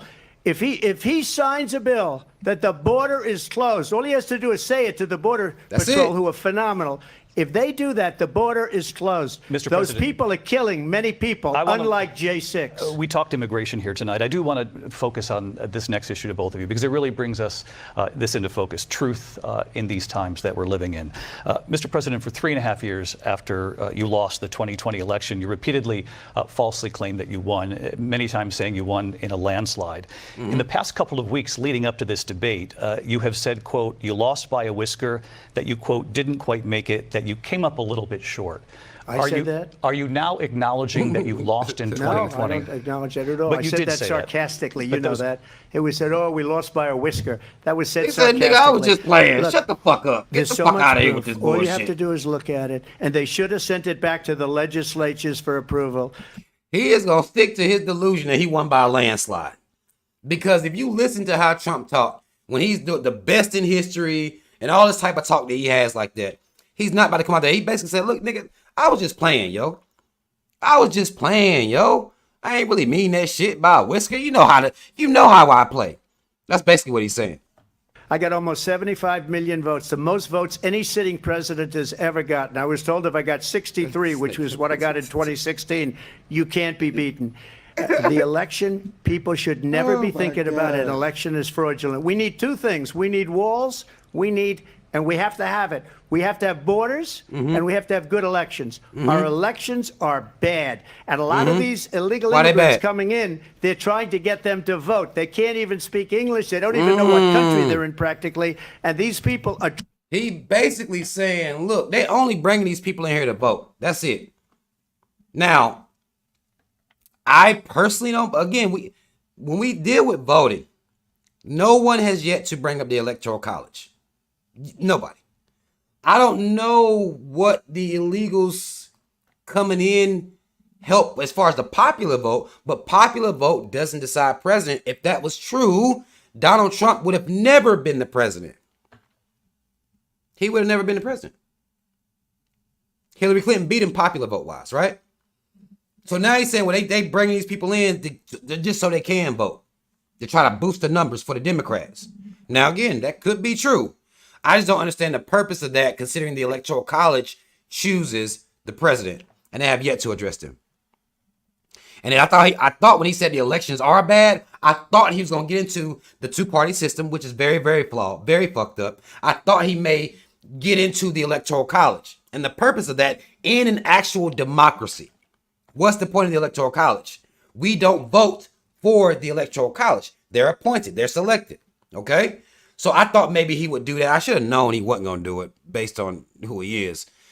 And based on the fact that they got to make you keep believing in this shit anyway. I get that. But I thought maybe when he said that the voting process is flawed, I thought he would get into why. But he wasn't going to do that. So, I mean, it is what it is. Trying to get them to vote. And that's why they're allowing them to come into our country. I did watch all of these pieces of video. I didn't detect the sarcasm. Lost by a whisker. We didn't quite make it. Moderator white man. Clarification. And you know. Oh, no. He basically said, look, nigga, I know you won't just play. And I didn't detect no sarcasm. Why you do that, moderator white man? You didn't have to do that. You could have let that just go, let him ride right there. You could have let that shit. He said he was just playing. He said, I ain't hear no sarcasm in your voice, my nigga.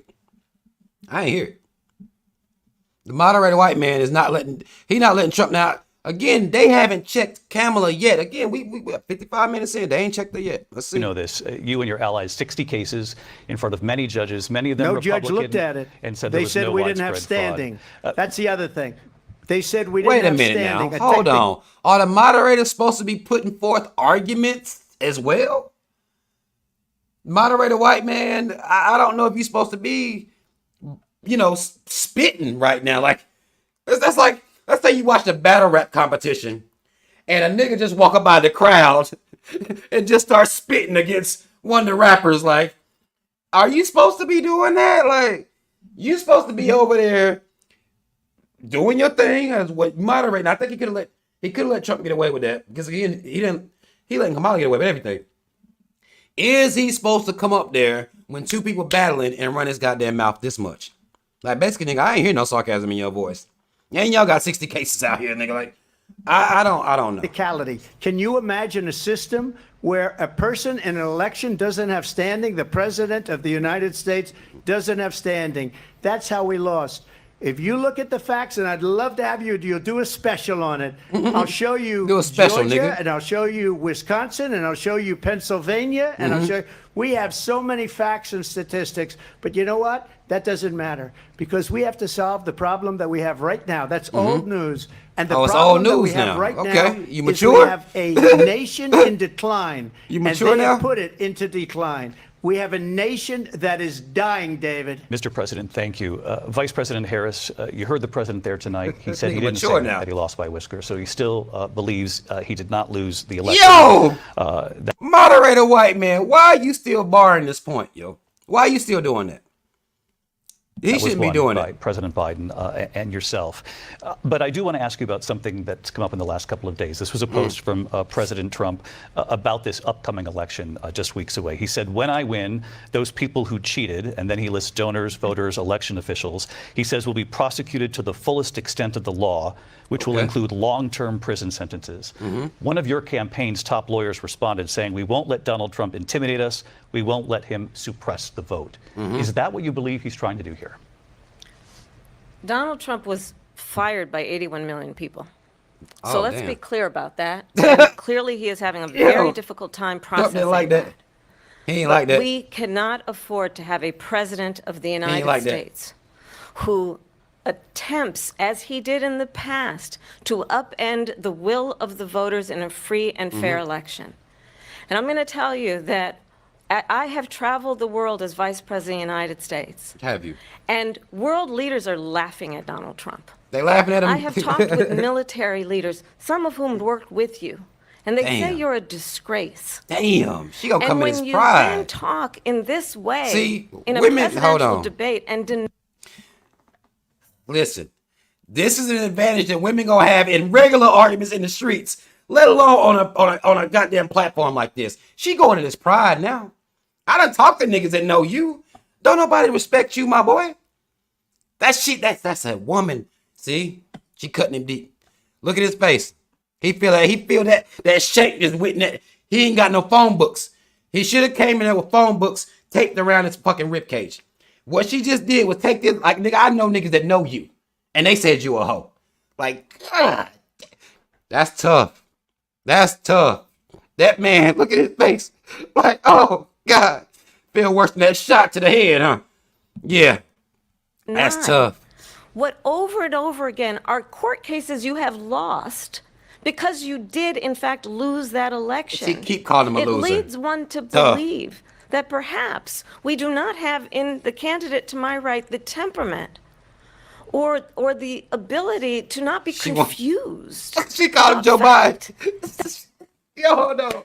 She basically said, like, look, nigga, you basically Joe Biden, nigga. You an old ass, deranged, like, you don't even know what the fuck going on, and the hood don't respect you, nigga.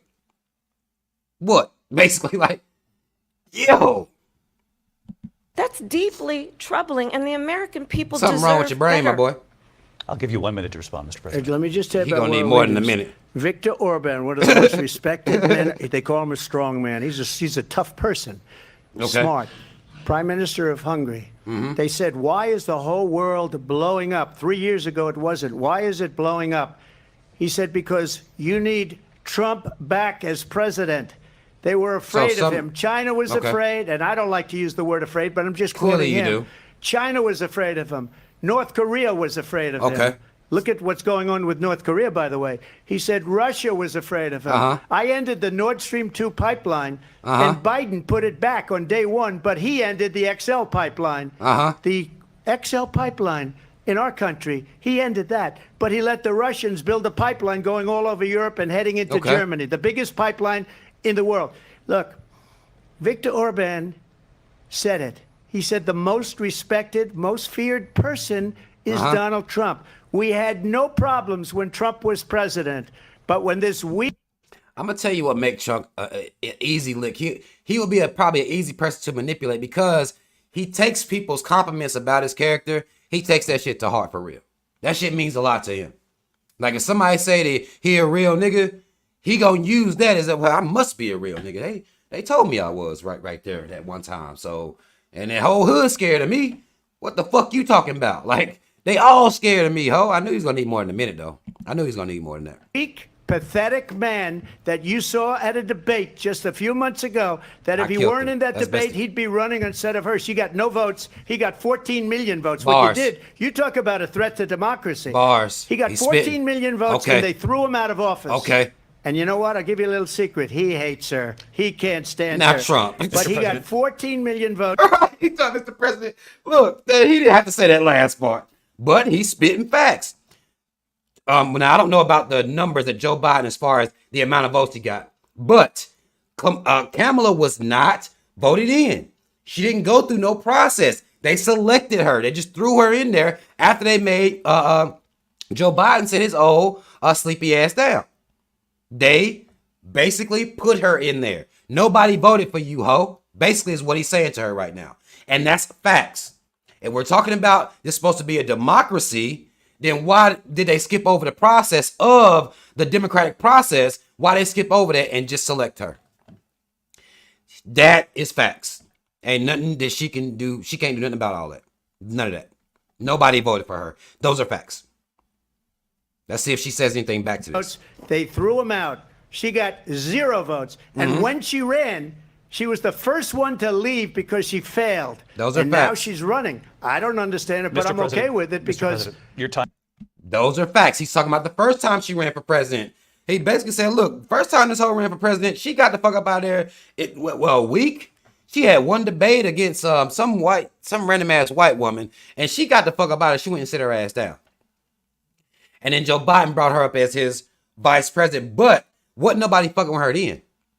Her approval ratings wasn't worth a damn then. Nobody was fucking with her. Now all of a sudden it's, she's, everybody love her or whatever like that. But he's right. Nobody voted for her. She did not go through the proper process to be put in a position, to be nominated in the positions that she's in. Those are facts. I think we're going to do very well. We've got a lot more to get to. Turning now to the Israel-Hamas war and the hostages who are still being not held, Hamas, not Americans Israel. among them. Vice President Harris, in December, you said, quote, Israel has a right to defend itself, but you added, quote, it matters how, saying international humanitarian law must be respected. Israel must do more to protect innocent civilians. You said that 9 months ago. Now an estimated 40,000 Palestinians are dead. Nearly 100 hostages remain. Just last week, Prime Minister Benjamin Netanyahu said there's not a deal in the making. President Biden has not been able to break through the stalemate. How would you do it? Well, let's understand how we got here. On October 7, the question was, how would you negotiate to pull away from the stalemate? How would you get the ball rolling? Was the question. She says, let's show how we got here. Almost like somebody's challenging her. You remember how you used to write papers in college? And them motherfuckers will hit you with a silly ass number like, 20 pages. And you ain't really got but 10. So you stretch. I mean, you even probably did that shit in high school. You start using words and just extra ass shit to fill the paper up to make it equal to words. Remember that? This is what type shit she doing. When the question was very direct, what would you do? Not, bitch, how we got here. Nobody asked you all that. What would you do differently to get through, mitigate this situation with the people over there? But she about to tell you how we got here. Hamas, a terrorist organization, Right. slaughtered 1,200 Israelis. Slaughter, good word. Many of them emotional. young people who were simply attending a concert. Uh-huh. Women were horribly raped. And so absolutely, I said then, I say now, Israel has a right to defend itself. We would. And how it does so matters. Because it is also true, far too many innocent Palestinians have been killed. Children, mothers. What we know is that this war must end. Okay, what would you do? It must end immediately, and the way it will end is we need a ceasefire deal, and we Okay. need the hostages out. Why and ain't so you doing we it will now? continue to work Hold around on. the clock on that. If she's talking about ceasefire and she's talking about we working around the clock on that, and this has been, hell, we about to go into almost a year this shit been going on. We're up on September, October ain't too far away. Why are you working on a ceasefire as opposed to just creating a ceasefire, considering you're the one funding Israel? You fund them. America's funding them and has been funding them. We'll talk about, listen, we're going to talk about, we've already talked about, I guess I'll say, the deal that Obama had with Israel, the money, the contracts and things like that, the agreements that they have to keep funding Israel. But ma'am, you don't have to do all that. You're funding them. Stop funding them. You give them, it's best to get down and lay down. It should be. If you're the one giving them the weapons, you're the one giving them the money, you should be able to tell them bitches, either you stop or we cut your bitch ass off. That's how you answer this question. And not only do you answer a question like this, you go do it. If you actually give a fuck about all the deaths, 40,000 people, if you actually care about that, you go do that. But you can't, because you're in Israel's pocket. That's what you're not going to say. Work around the clock, also understanding that we must chart a course for a two-state solution. And in that solution, there must be security for the Israeli people and Israel, Okay. and in equal measure for the Palestinians. Okay. But the one thing I will assure you always, I will always give Israel the ability to defend itself, in particular as it relates to Iran and any threat that Iran and its proxies pose to Israel. But we must have a two-state solution where we can rebuild Gaza, where the Palestinians have security, self-determination, and the dignity they so rightly deserve. President, You didn't answer the question. What would you do? Really, what could you be doing right now? That should have been the question. You're funding them, and she still said that I will continue to support Israel, basically. That's all she did. She gets money from Israel herself. They back her and everything. So they should have asked her about AIPAC. If y'all know what AIPAC is, do some research. AIPAC. They should have asked her about that. The whatever, I guess the Kamala adjacent moderator woman that's there. I don't know what she is, but Trump, how would you negotiate with Netanyahu maybe she black. and also Hamas in order to get the hostages out and prevent the killing of more innocent civilians? Okay, what would you do? If I were president, it would have never started. If I were president, Russia would have never, ever, I know Putin very well, he would have never, and there was no threat of it either, by the way, for 4 years, have gone into Ukraine and killed millions of people when you add it up, far worse than people understand what's going on over there. But when she mentions about Israel, all of a sudden, she hates Israel. She wouldn't even meet with Netanyahu when he went to Congress to make a very important speech. She refused to be there because she was at a... Trump, she does not hate Israel. That's not that's not facts, my boy. She don't hate Israel at all. That's why she just said she don't keep funding them. You had a better argument saying she hates Palestine. She don't hate Israel. At all. At all. She don't hate them. Sorority party of hers. She wanted to go to the sorority party. She hates Israel. If she's president, I believe that Israel will not exist within 2 years from now. And I've been pretty good at predictions, and I hope I'm wrong about that one. No, he's Nostradamus. She hates Israel. At the same time, in her own way, she hates the Arab population because the whole place is going to get blown up. Arabs, Jewish people, Israel will be gone. It would have never happened. Iran was broke under Donald Trump. Now Iran has $300 billion because they took off all the sanctions that I had. Iran had no money for Hamas or Hezbollah or any of the 28 now we're back on subject. spheres of terror. And they are spheres of terror, horrible terror. They had no money. There was a big story, and you know it. You covered it very well, actually. They had no money for terror. They were broke. Now they're a rich nation. And now what they're doing is they're spreading that money around. Look at what's happening with the Houthis and Yemen. Look at what's going on in the Middle East. This would have never happened. I will get that settled and fast, and I'll get the war with Ukraine and Russia ended. If I'm president-elect, I'll get it done before even becoming Now we on Russia, president. Ukraine. Vice President Harris says you hate Israel. That's absolutely not true. It- I now have that's my not entire facts. career and life supported Israel and the Israeli people. He knows that. He's trying to, again, divide and distract from the reality, which is it is very well known that Donald Trump is weak and wrong on national security and foreign policy. Like, she taking shots at his manhood. And that shit is hitting him. It's hitting him. You weak, my boy. It is well known that he admires dictators, wants to be a dictator on day one, according to himself. It is well known that he said of Putin that he can do whatever the hell he wants and go into Ukraine. The hell, okay. It is well known We that can he cuss? said when Russia went into Ukraine, it was brilliant. It is well known he exchanged love letters with Kim Jong-un. Not love letters. And it is absolutely... See, she taking shots at this man's manhood.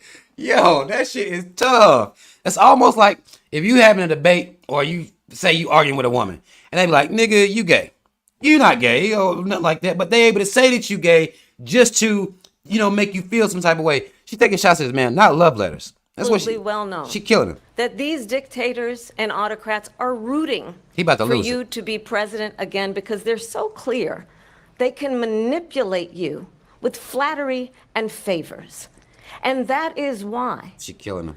so many military eating him leaders up. who you have worked with have told me you are a And- disgrace. That is why we understand. Kamala, look, once she start going in on him like this, that is very hard for him to take. I talked to some more people, okay? Earlier I talked to some people. I done talked to some more people. And they said you a hoe. That's tough. She hitting him. His We manhood. have to have a president who is not consistently weak and wrong on Vice national President security, Harris. including the importance of upholding and respecting in highest regard our military. Like, hold, let me Vice finish. President Harris, thank you. They're the ones, Look. and she's the one. Look, I knew he wasn't gonna be able to let that shit ride. Like, wait a minute now, here, bitch. I'm weak. Love letters. What the fuck you trying to say? Like, he don't like none of that. One that caused it. That's weak on national security by allowing every nation last month for the year, 168 different countries sending people into our country. Their Back to crime rates immigration. are way down. Putin endorsed her last week, said, I hope she wins. And I think he That's meant facts. it. Because what he's Now, to be fair, that's a fact. Putin did say he hopes Kamala win. So I think what Trump's point might be like, if I was the one that was weak, then he would be asking for me. He would be endorsing me. But he endorsing you. So who the hoe? Basically, we can play a game called Who the Hoe. Putin endorsed you. And Trump say, I think he meant that shit. He wants your whole ass in here. That's why, I mean, he did. gotten away with is absolutely incredible. It wouldn't Okay. have happened with me. The leaders of other countries think that they're weak and incompetent, and they are. They're grossly incompetent. And I just ask one question. Why does Biden go in and kill the Keystone Pipeline and approve the single biggest deal that Russia's ever made, Nord Stream 2, the biggest pipeline anywhere in the world going to Germany and all over Europe? Because they're weak and they're ineffective. And Biden, by the way, President gets paid Trump, a lot of money. Thank you. We have a lot of issues to get to. We'll be right back with much more of this historic ABC News presidential debate Yo. on the National Constitution. Let me just say, when she's taking shots at his manhood, that bothers him. That bothers him. He's talking about Putin and that pipeline that Joe Biden allowed for him to run through Europe. Biggest one, according to Trump, biggest one in the history of Russia. But we know how he uses this type of sensational, verbiage. So I don't know if that's the truth or not, but that's a deal he worked out. Putin worked that out with Joe Biden, you see. So basically, if Biden giving him that, how I'm weak. It looked like Biden's sleepy hoe ass is weak. And you weak for being right there with him. That's basically what it sounded like. Right here in Philadelphia. Back in a moment. Okay. They taking a break for real or? The ABC News presidential debate will continue after this. Nah, come on back. Don't. Not commercials and shit. Hope not. Don't do that. What are we doing? I need to fast forward it. Maybe. Let's see. We might need to go up a little bit. Okay, we back right here. All right. Constitution Center in Philadelphia, Pennsylvania. Here again, David Muir and Lindsay Davis. It's the last 30 minutes. About 30 minutes. Let's see what they got. Presidential debate tonight. We're going to continue here, and I want to turn to the war in Ukraine. We're now 2.5 years war in Ukraine. Into this conflict. Mr. President, it has been the position of the Biden administration that we must defend Ukraine from Russia, from Vladimir Putin, to defend their sovereignty, their democracy, that it's in America's best interest to do so, arguing that if Putin wins, he may be emboldened to move even further into other countries. You have said you would solve this war in 24 hours. You said so just before the break tonight. How exactly would you do that? And I want to ask you a very simple question tonight. Do you want Ukraine to win this war? Okay. I want the war to stop. I want to save lives that are being uselessly, yes or no. people being killed by the millions. It's the millions. It's so much worse than the numbers that you're getting. Trump, that's a yes or no. Like, the politicians be killing me with that shit. Do you want Ukraine to win or not? With your fake numbers. Look, we're in for 250 billion or more because they don't ask Europe, which is a much bigger beneficiary to getting this thing done than we are. They're in for $150 billion less because Biden and you don't have the courage to ask Europe like I did with NATO. They paid billions and billions, hundreds of billions of dollars when I said, either you pay up or we're not going to protect you anymore. So that's maybe one of the reasons they don't like me as much as they like weak people. But you take a look at what's happening. We're in. Trump taking shots. Like, look, they fuck with y'all. They like y'all. They don't fuck with me like that because they know I ain't no hoe.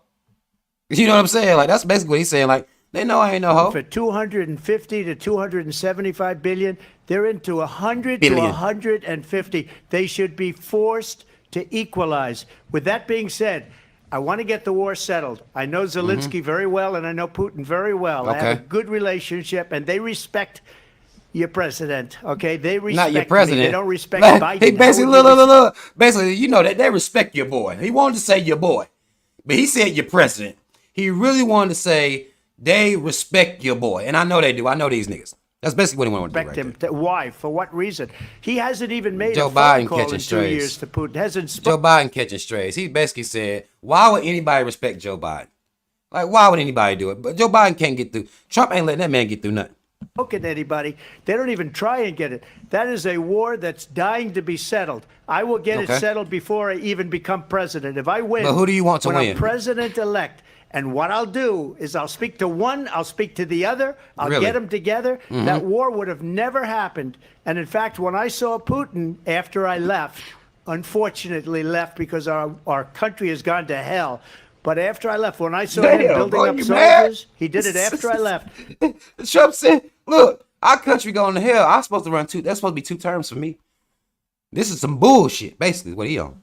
But do you want Ukraine to win? Let's see if he answers. I said, he must be negotiating. It must be a good, strong point of negotiation. Well, it wasn't, because Biden had no idea how to talk to him. He had no idea how to stop it. And now you have millions of people dead, and it's only getting worse, and it could lead to World War III. Don't kid yourself, David. World War III? We're playing with World War III, and we have a president that we don't even know if he's... Where is our president? We don't even know if he's a president. And just to clarify, they threw him out of a campaign like a dog. A bar. We don't even know. Is he our president? But we have a president, Mr. President, that doesn't know he's alive. Your time is up. Joe Biden can't get, he ain't even nowhere around, and he getting smoked. But that's a bar. Where the fuck is Joe Biden? Why ain't he doing nothing about nothing? Especially considering now, if he's in the last little run of his presidency, he should be out here thugging, according to the type of shit they claim. Now, you know how it's like that. When somebody on their way out of office, they're going to do all this radical shit. They do the same thing when somebody has their second term. They did that same excuse with when Barack was in there. Like, the first 4 years, he couldn't really do all that. But them next 4, he about to go in for niggas. Didn't happen. He didn't go in at all. It doesn't matter. But people act like that, like somebody gonna be on some revolutionary shit when they on their way out. And that is not what the fuck be going on out here in real life. That is not what be going on. But basically, like, where the fuck Joe Biden at? Like, where is he even at? Somewhere asleep?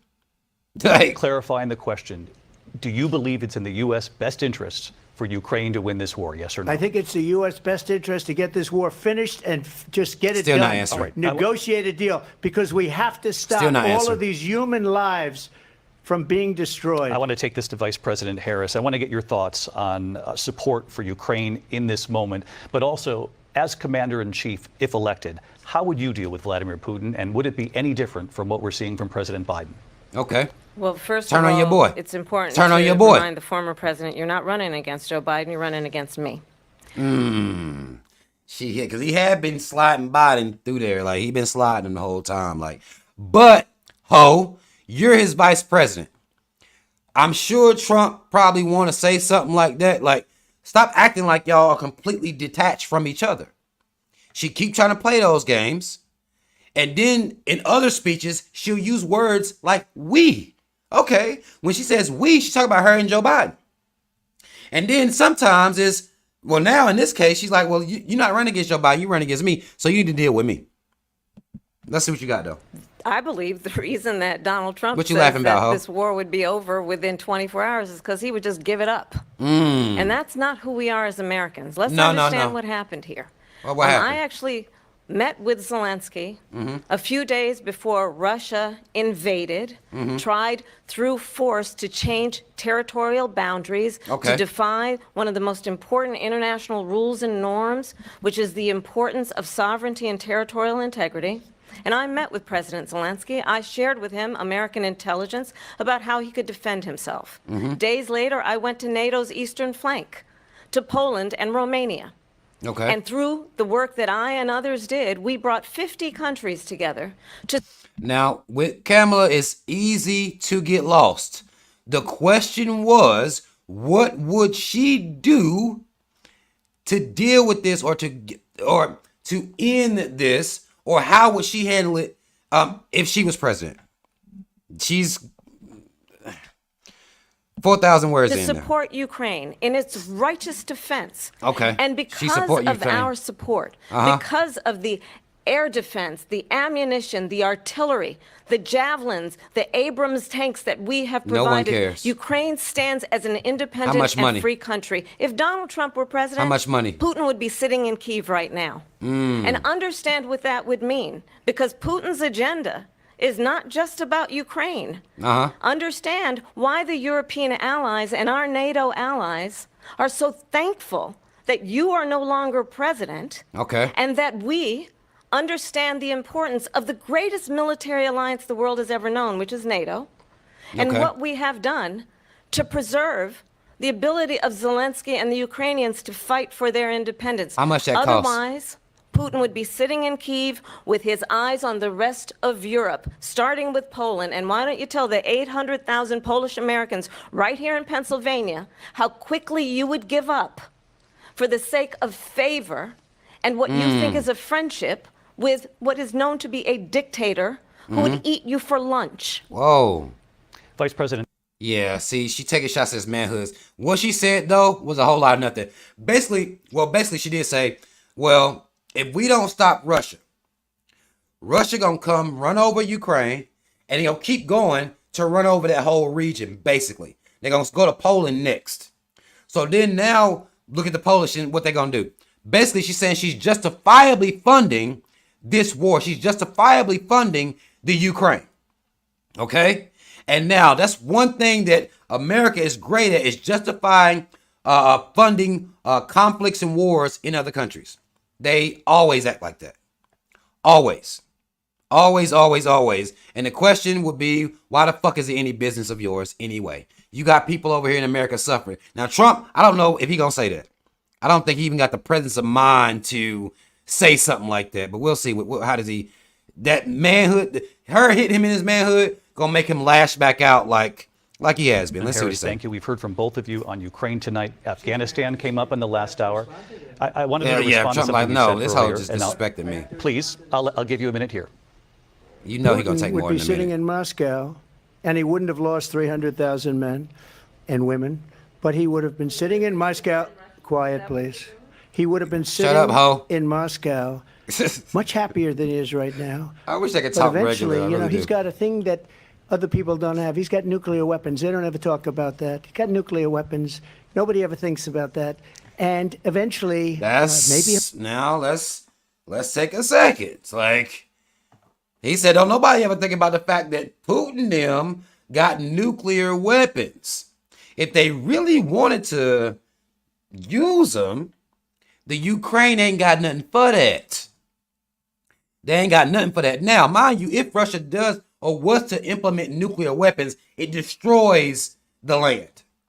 That's why even superpower countries that have nuclear weapons are so hesitant to use them when you're trying to take over a land. Because you bomb on this land, well, now it's no use to nobody.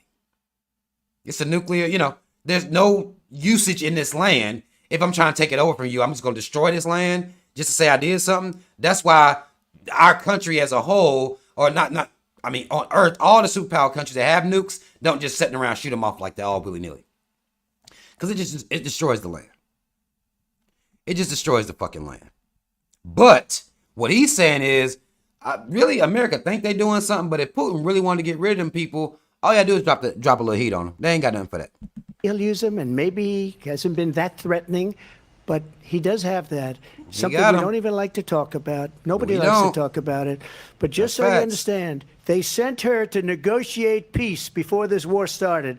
3 days later, he went in and he started the war because everything they said was weak and stupid. They said the wrong things. Wow. That war should have never started. She was the emissary. They sent her in to negotiate with Zelensky and Putin. And she did. And the war started 3 days later. Well, she said it's not true. That's the kind of talent we have with her. She's worse than Biden. In my opinion, I think he's the worst president in the history of our country. He can't help She it. goes down as the worst vice president in the history of our country. But let me tell you something. She is a horrible negotiator. They sent her in to negotiate. As soon as they left, Putin did the invasion. President Trump, thank you. You did bring up something. You said she went to negotiate with Vladimir Putin. Vice President Harris, have you ever met Vladimir Putin? Can you clarify tonight? Yet again, I said it at the beginning of this debate, you're going to hear a bunch of lies coming from this fellow. Well, And that is another one. Oh, that's a lie. Okay. When I went to meet with President Zelensky, I've now met with him over 5 times. Wait, I thought the question was about Putin, right? The question was about Putin. The reality is it has been about standing as America always should, as a leader upholding international rules and norms, as a leader who shows strength, understanding that the alliances we have around the world are dependent on our ability to look out for our friends and not favor our enemies because you adore strongmen instead of caring about democracy. Emasculating his ass. And that is very much what is at stake here. The President of the United States is Commander-in-Chief. And the American people have a right to... Kamala, I understand that you like to get all passionate. It's a good move. But the question was, did you meet with Putin 3 days before he decided to go to war? That's the question. You said he was lying. Well, that's a yes or no question. Should be easy work for you right there. And you done went all over the world and you getting turned up. Because she knows that her turned up attitude, she's able to use that to dodge the question justifiably. So now she's going to give you an emotional, grandstanding. And that wasn't the question. That wasn't the question. Rely on a president who understands the significance of America's role and responsibility in terms of ensuring that there is stability and ensuring we stand up for our principles and not sell them for the benefit of personal flattery. We've talked about... No. You said all that talking to justify America being involved in wars all over this goddamn earth. No. That ain't enough. Not for me anyway. Like, what did you just say? America has the job to basically police the world. Meanwhile, in America, our people over here suffering.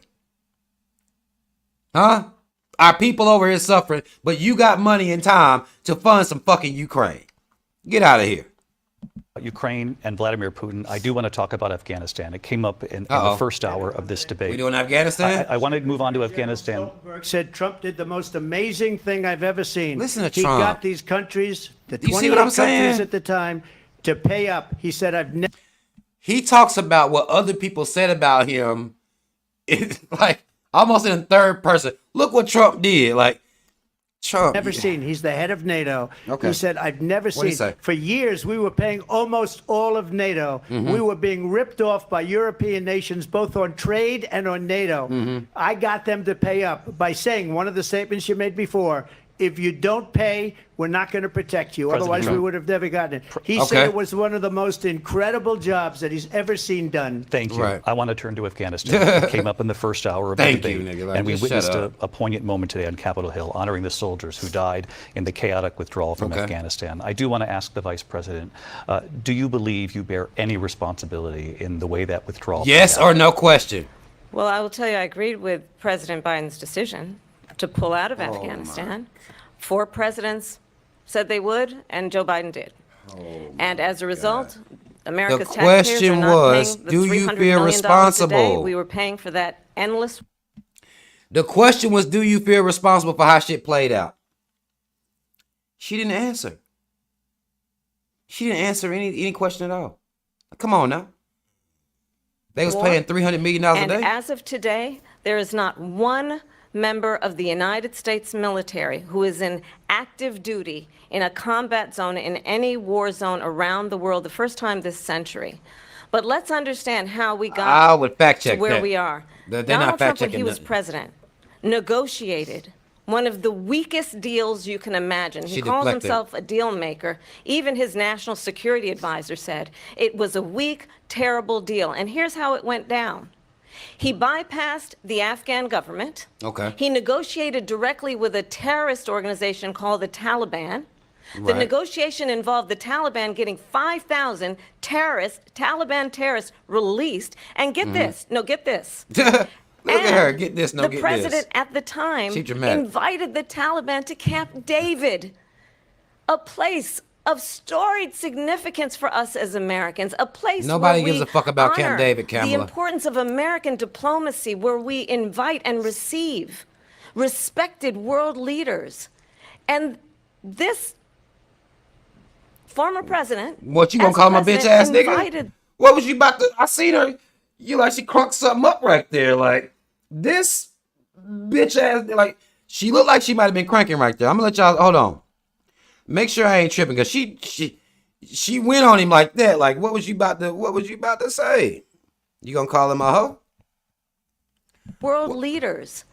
And this former president, as president, invited them Like what you about to say? to Camp David because he does not again appreciate the role and responsibility of the president She's of the so- United States to be commander-in-chief with a level of respect. The way she talked, And you this could tell gets she's back to trained. The point of Kamala is trained for this. Listen to her tone. Her breathy, like, almost like, I can't even believe I'm having to say this shit. You know what I'm saying? Like, it's like that. That's how she be getting over. That's how she able to trick and maneuver and ice skate through. Like, that's how she gets over. of how he has consistently disparaged and demeaned members of our military, fallen soldiers, and the work that we must do to uphold the strength and the respect of the United States of America around the world. Vice President Harris, thank you. President Trump, your response to her saying that you began the Yeah, negotiations thank with you. the Taliban. So, if you take a look at that period of time, the Taliban was killing our soldiers, a lot of them, with A snipers. lot. Okay. And I got involved with the Taliban because the Taliban was doing the killing. That's the fighting force within Afghanistan. They don't Right. bother doing that because So that's how they you deal with got the wrong it. He people basically all the saying, time. look. But I got involved. He basically saying, look, bitch, that's who I gotta negotiate with them. They the ones doing the work. I got them the ones you gotta negotiate with. Got no choice. That's basically what he's trying to say right there. And Abdul is the head of the Taliban. Abdul? He is Okay. still the head of the Taliban. Okay. And I told Abdul, don't do it anymore. You do it anymore, you're going to have problems. Not And he said, problems. why do you send me Trump. pictures? Trump, not problems. Trump, what you tell Abdul? Trump said, look, I basically told this whole ass nigga, if you don't cut this shit out, we gonna have some motherfucking problems around here. Huh?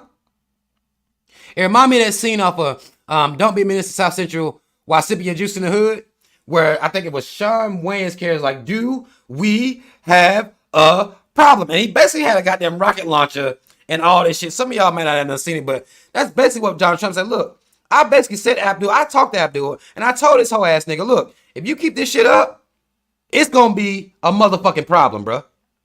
He act like he liked that for real. I don't know if Trump really liked that, but he said it to Abdul. Abdul was basically like, nah. Let me go back so y'all get this man say this shit. Watch and it. I got involved with the Taliban because the Taliban was doing the killing. That's the fighting force within Afghanistan. Right. They don't bother doing that because, you know, they deal with the wrong people all the time. But I got involved.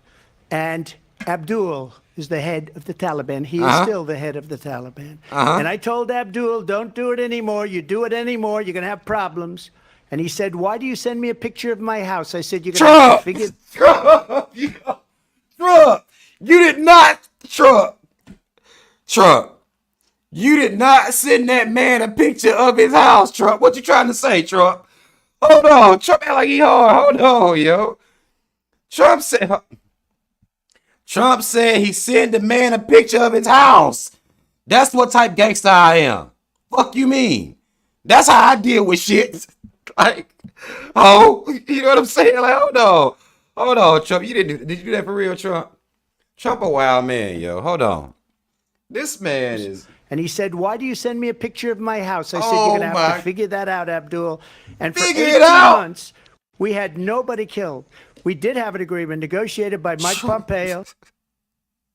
Trump said, basically, look, nigga, I ain't even going to tell you what it's all about. It was a very good agreement. I'm not even going to tell you. Look, good. Trump basically said, I'm going to send you a picture of your house. And he said, Abdul said, well, why you send me this picture? Trump basically told that nigga, you figure it out, nigga. Why you think, nigga? That's basically what Trump saying he did. Come on, man. Trump said I sent the boy a picture to his house. He asked me why. I told him you figure that shit out. And ever since then, whole time, 18 months, no smoke. Okay? I've let this bitch ass nigga know I know where he live, nigga. And 18 months, no smoke. I did that. It was Trump a fool. We were getting out. We would have been out faster than them, but we wouldn't have lost the soldiers. We wouldn't have left many Americans behind, and we wouldn't have left $85 billion worth of brand new, beautiful military equipment behind. And just to finish, they blew it. The agreement said you have to do this, and they didn't do it. They didn't do it. The agreement was terminated by us because they didn't do what they were supposed to do. I want to move on. And these people... Trump is basically saying, I made a deal, but in that deal, America had some stuff they had to do to live up to their end of the deal to keep Abdul and them at bay. But when they got in there, they didn't do all the things that I said I had agreed to do to make them stop the violence, basically. So he's basically saying they fucked it up. And that's why he lost so many soldiers pulling out of Afghanistan. Did the worst withdrawal, and in my opinion, the most embarrassing moment in the history of our country. And by the way, that's why Russia attacked Ukraine, because they saw how incompetent she and her boss are. President Trump, thank you. I want to move on now to race and politics in this country. Not Mr. race and politics. You recently said a Vice President Harris quote. Hold on. We're going to pause for the cause. Because now I didn't see this the other night. But when they start talking about race and politics, I want to see if they're going to have a real conversation about race, or are they not like they really normally don't. That man said he want to talk about race specifically. Let's see something there. We're going to just pause for the calls. He's going to talk about race. Now, I will say this real quick. If you haven't hit the like button already, and you are at least enjoying yourself in some way, sitting here with me while we go over this, hit that like button for me. All right, can y'all do that real quick? And y'all know I love seeing B123s in the chat, so if you could, they about to start talking about race. I want to see where the fuck it's going to go.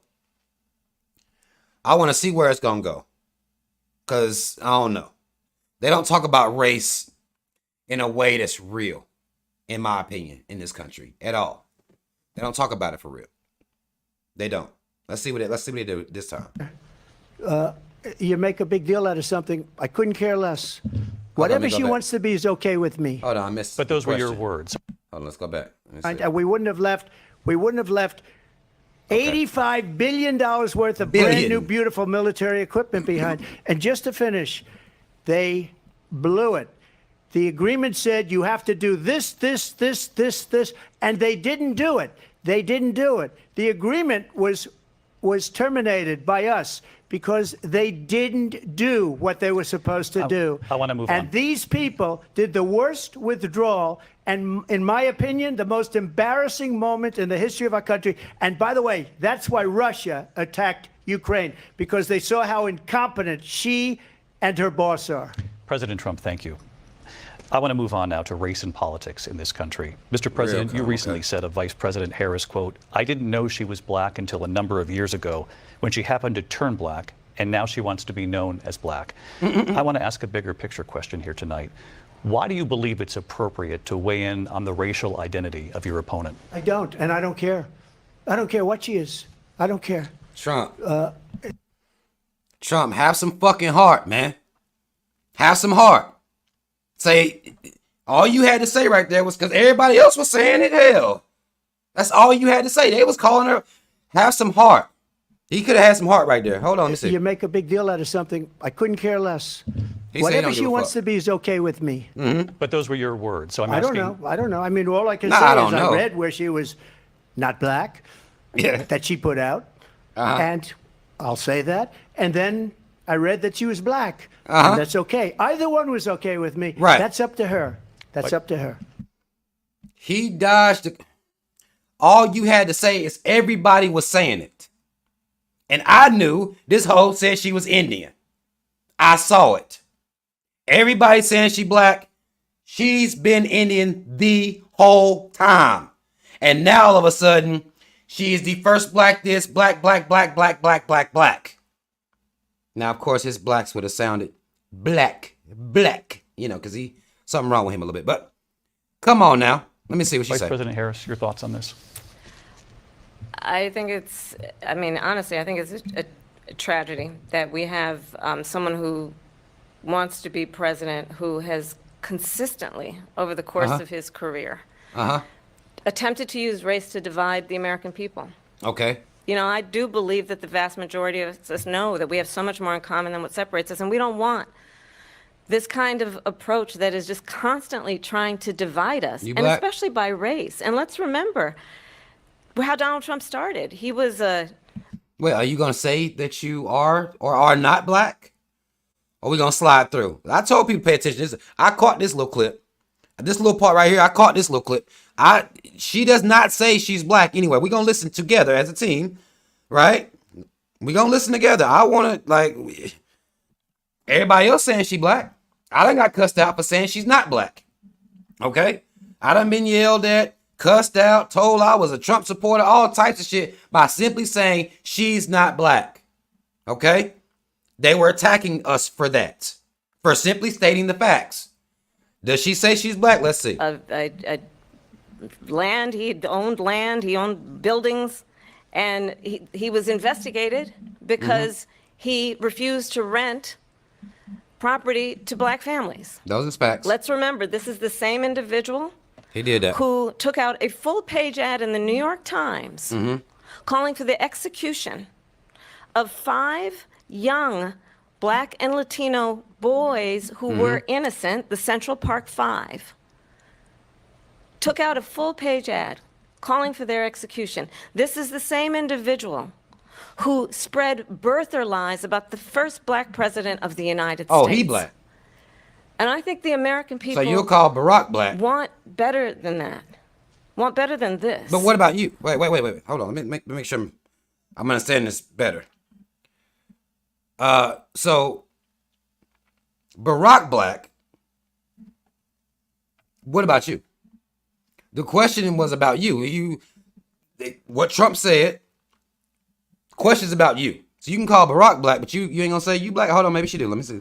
want someone who understands, as I do. I travel our country. Do you? Mm-hmm. We see in each other a friend. We see in each other a neighbor. What? We don't want Who is we? a leader who is constantly trying to have Americans. Wait. Now, Kamala, you gonna put a false narrative up about America? Like people ain't out here? Who the fuck is we? People don't treat each other as neighbors because of racism. So now are you minimizing racism? Do you act like black people you can't even walk through certain neighborhoods? Look what happened to Ahmaud Arbery. How can you sit here and minimize those situations by saying people walk around like we neighbors? That's not real. That is not real. And it doesn't make sense to me that somebody would be wanting to vote for a president who is in la motherfucking land. What are you talking about? Because of racism? No, ain't nobody walking around acting like no damn neighbors. What are you talking about? Their fingers at each other. I meet with people all the time who tell me, what they tell you? Can we please just have discourse about how we're going to invest in the aspirations and the ambitions and the dreams of the American people? Knowing that regardless of people's color or the language their grandmother speaks, we all have the same dreams and aspirations and want a president who invests. I will not deny that we have similar dreams and aspirations. Similar ones. But black people, there's a little bit more when it comes to our dreams and aspirations because we have to worry about being murdered at traffic stops. Acting like we're all the same is flaw. Okay? It's a flaw. I wouldn't want to vote for, because I wouldn't vote anyway, but I damn sure wouldn't vote for somebody sitting around acting like we all the same out here. That's not true. Because of racism. That's not true because of systemic racism. Those are not facts. At all. That doesn't make any sense. In those, not in hate and division. Vice President Harris, thank you. Lindsay? President Trump, this is now your third time. This is the most divisive presidency in the history of our country. Okay, so she doesn't say she's black anywhere. Now, for everybody that was sitting around saying she's black, are y'all going to stop now? No? I bet you not, because what y'all should do is y'all owe all the people that was already saying it an apology. That's what you owe us. Because now after this, because I pointed this out, and this part I pointed this out, everybody talking about she ain't got to say she black, she not black. Wait, so you just was cussing me out weeks ago, claiming that she was black. Now that she doesn't acknowledge that she's black at all, you say she doesn't have to because she's actually not, which I agree with. She's not black. But what was the uproar about when people were saying that then? Huh? What was the big problem with people saying she wasn't black? There should have been no issue then, but there was. The fact that there was, now they want to act like they wasn't acting like that. They want to do that now. Now wasn't nobody really doing that. Wasn't nobody acting like that. That's fake news. People was arguing about her blackness. She did not acknowledge her blackness in any type of way. I think she would have so-called Jamaican, which isn't a race, but okay. She half Jamaican, half Indian. Okay? She's not black. She's not a black American in particular. She may be half black Jamaican, because just Jamaican isn't really clear enough, because it's white folk over there that's Jamaican. So even Jamaican sounds weird when people are like, well, I'm Jamaican. Well, no, you're a black Jamaican. Just like I'm a black American. I can't show up and say I'm American. And that's enough. I got you black American. I'm a black American. That's what I am. At best. If I'm gonna handle all the business. Okay? I'm black in America. Black American, right? Black Jamaican. There's white Jamaicans, white Africans, right? These things exist. There's fucking white Nigerians and all types of other groups of people, right? Those are just facts. She not black. Okay, so let that shit go. I don't even want to hear y'all saying that shit no more. She not black at all. There's never. Now, again, this conversation is supposed to be about race, racism, right? I ain't really heard racism be addressed yet. Let's see. Been anything like it. They're destroying our country, and they come up with things like what she just said. Going back many, many years, when a lot of people, including Mayor Bloomberg, agreed with me on the Central Park Five, they admitted, they said, they pled guilty. And I said, well, if they pled guilty, they badly hurt a person, killed a person ultimately. And if they pled guilty, then they pled, we're not guilty. But this is a person that has to stretch back years, 40, 50 years ago. Trump. Because 40, he's 50. nothing now. I built one of the greatest economies in the history of the world, and I'm going to build it again. It's going to be bigger, better, and stronger. Still not dealing But with they're racism. destroying our economy. They have no idea what a good economy is. Their oil policies, Still not dealing every with racism. single policy. And remember this, she is Biden. You know, she's trying to get away from Biden. I don't know the gentleman, she says. She is Biden. The worst inflation we've ever had, a horrible economy because inflation has made it so bad, and she can't get away with that. Thank you. Your time is up, I Lindsay. want to respond to that, though. I want to just respond briefly. Clearly, I am not Joe Biden. She is Joe Biden, basically. Because now she about to come out here and try to separate herself. You're Joe, I mean, come on now. Come on. Y'all got the same ideas and shit like that. Like, let's just stop playing the game. But they still did not deal with racism. She explained racism away like black folk can just show up anywhere. Like there aren't sundown towns. They don't exist. Like black people aren't being found lynched all over this country and they all are being ruled suicides. She'll act like Trump didn't deal with racism. No one deals with racism. We're just told to get over it because it ain't really happening. Like she says, it's just a friendly, nice America out here. You can just go do your thing. This is why the fuck would I vote for motherfuckers that sit around denying racism, denying the effects of slavery, denying our history? You can't do that to nobody else. The Jews won't have it. The so-called Jews will not have that. You're not going to minimize their Holocaust. You're not going to minimize the xenophobia that they act like they just going through at all times. You're not going to minimize that for them. But when it comes to us, we have to minimize ourselves, shrink ourselves, and then be proud that we can work through racism and pull ourselves up by some fucking bootstraps and get through racism, systemic and otherwise. That's what we supposed to do. And they still haven't dealt with racism yet. That's some bullshit. Biden, and I am certainly not Donald Trump. And what I do offer is a new generation of leadership for our country. No, you don't. One who believes in what is possible, one who brings a sense of optimism about what we can do instead of always disparaging.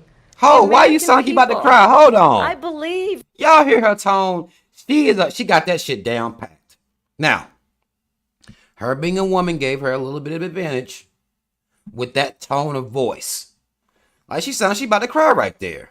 Oh, let me go back a little bit. Like, just so disparaging. Like, bitch, I mean, y'all ain't dealt with race yet. Who brings a sense of optimism about what we can do instead of always disparaging the American people. I believe in what we can do to strengthen our small businesses, which is why I have a plan. Let's talk about our plans and let's compare the plans. I have a plan to give startup businesses $50,000 tax deduction, to pursue their ambitions, their innovation, their ideas, their hard work. I have a plan, $6,000 for young families for the first year of your child's life. That's a tax credit. In that most critical stage of your Fact child's checkers. development. Fact checkers, moderators, white man moderator, Kamala adjacent moderator. Maybe, and again, maybe she is a black woman. That could actually be a black woman. I don't know. But fact check her. It's a tax credit. The $6,000 is a tax credit. Have the baby. Tax credit when you do your taxes, $6,000 as a tax credit. For the first year. Not for life. Not the whole 18. Right? First year. Tell the truth. I have a plan that is about allowing people to be able to pursue what has been fleeting in terms of the American dream. There was never by an American offering dream. A help with down payment of $25,000 down payment assistance for first-time home buyers. Tell the truth, Kamala. You cannot just say that.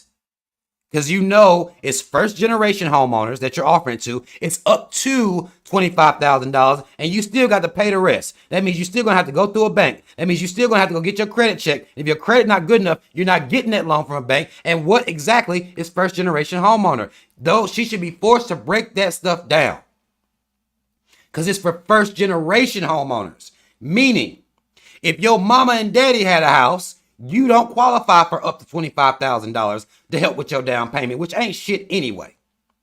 You don't even qualify for that. Let's say your mom and daddy had a house, and in 2008, the housing crisis, the housing crisis that happened, that again, the big bank should have went to fucking prison, and the people should have been the ones bailed out. But that's not how a capitalist country works. They bailed the banks out. Barack did this, right?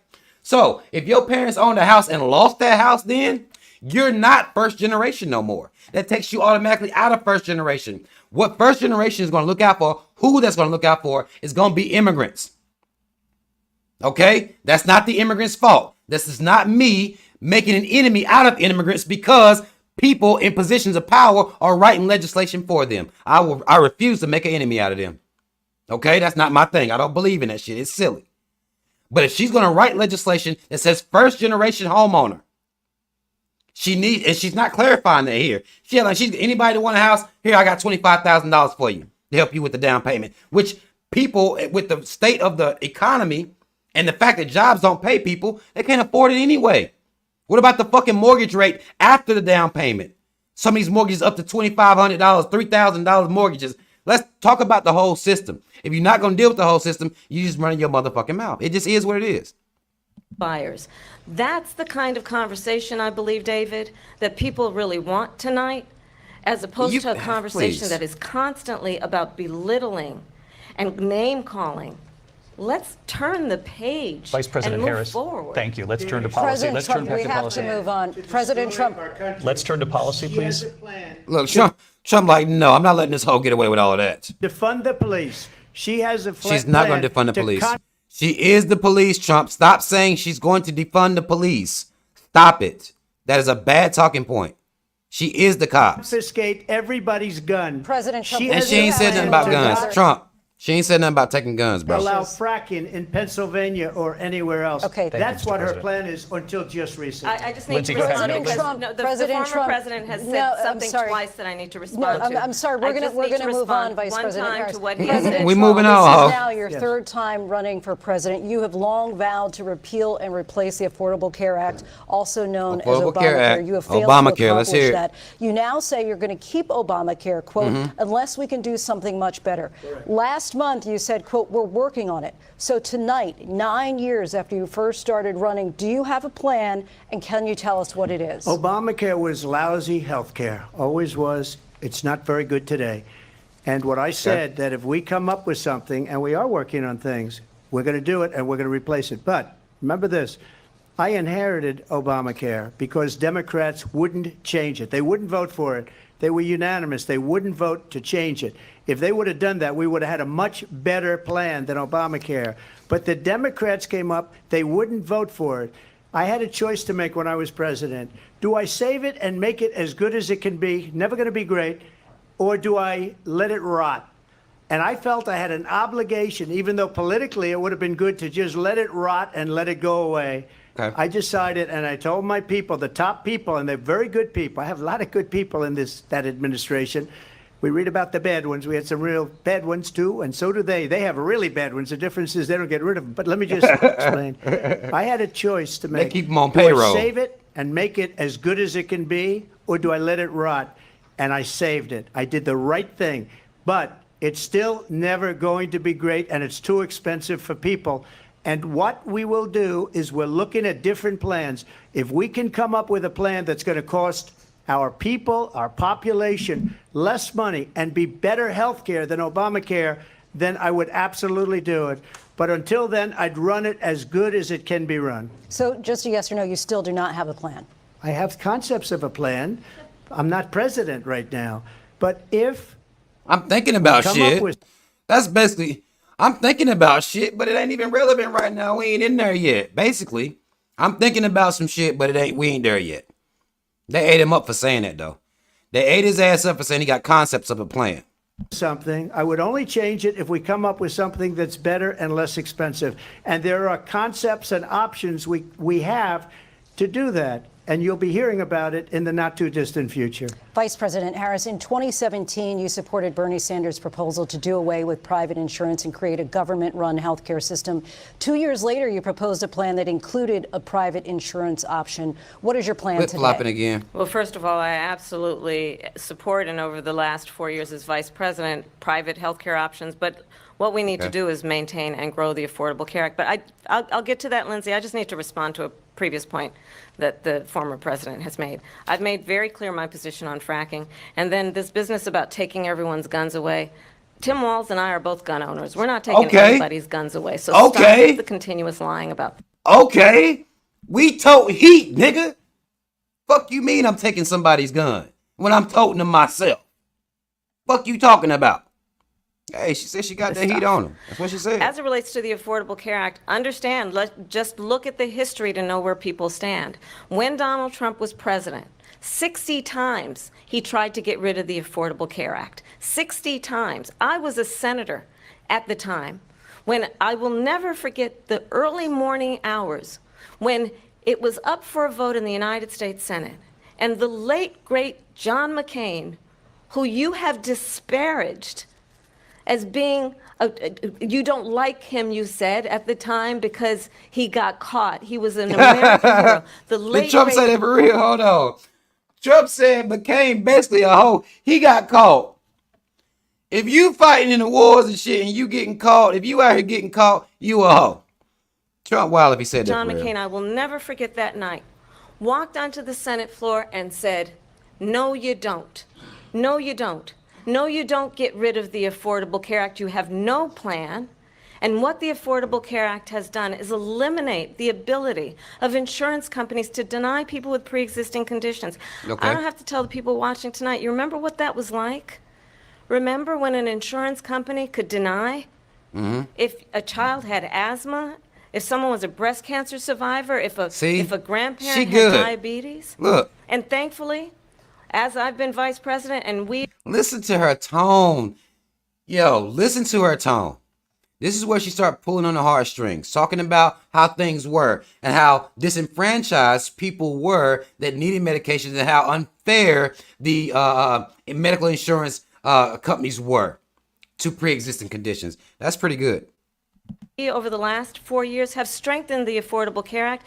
We have allowed for the first time Medicare to negotiate drug prices on behalf of you, the American people. Donald Trump said he was going to allow Medicare to negotiate drug prices. He never did. We did. And now we have capped the cost of insulin at $35 a month. Since I've been vice president, we have capped the cost of prescription medication for seniors at $2,000 a year. Should be free. And when I am president, we will do that for all people, understanding that the value I bring to this is that... Let me tell you about the Affordable Care Act. One, I believe we should have a universal health care, okay? And it's not impossible. They act like it would be the most expensive thing in the world.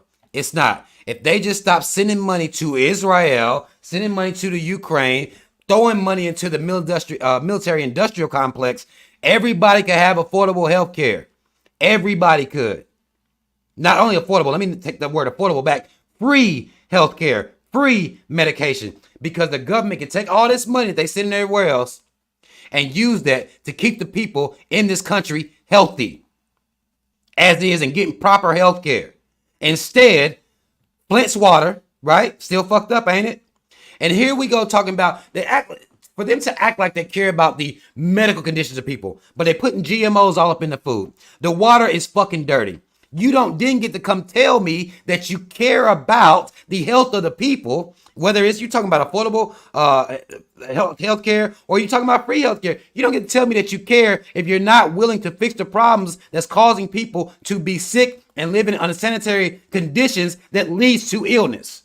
You're not going to be able to tell me that at all. You're not going to be able to tell me that. I'm not going to believe neither one of you motherfuckers. That access to health care should be a right and not Should just be. a privilege Should of be those free, who can too. afford it. And the plan has to be to strengthen the Affordable Care Act, not get rid of it, Vice pass as President prologue Harris, thank in terms you. of where Donald Trump stands on that. I want to move to an issue that's important for a She lot made a of mistake.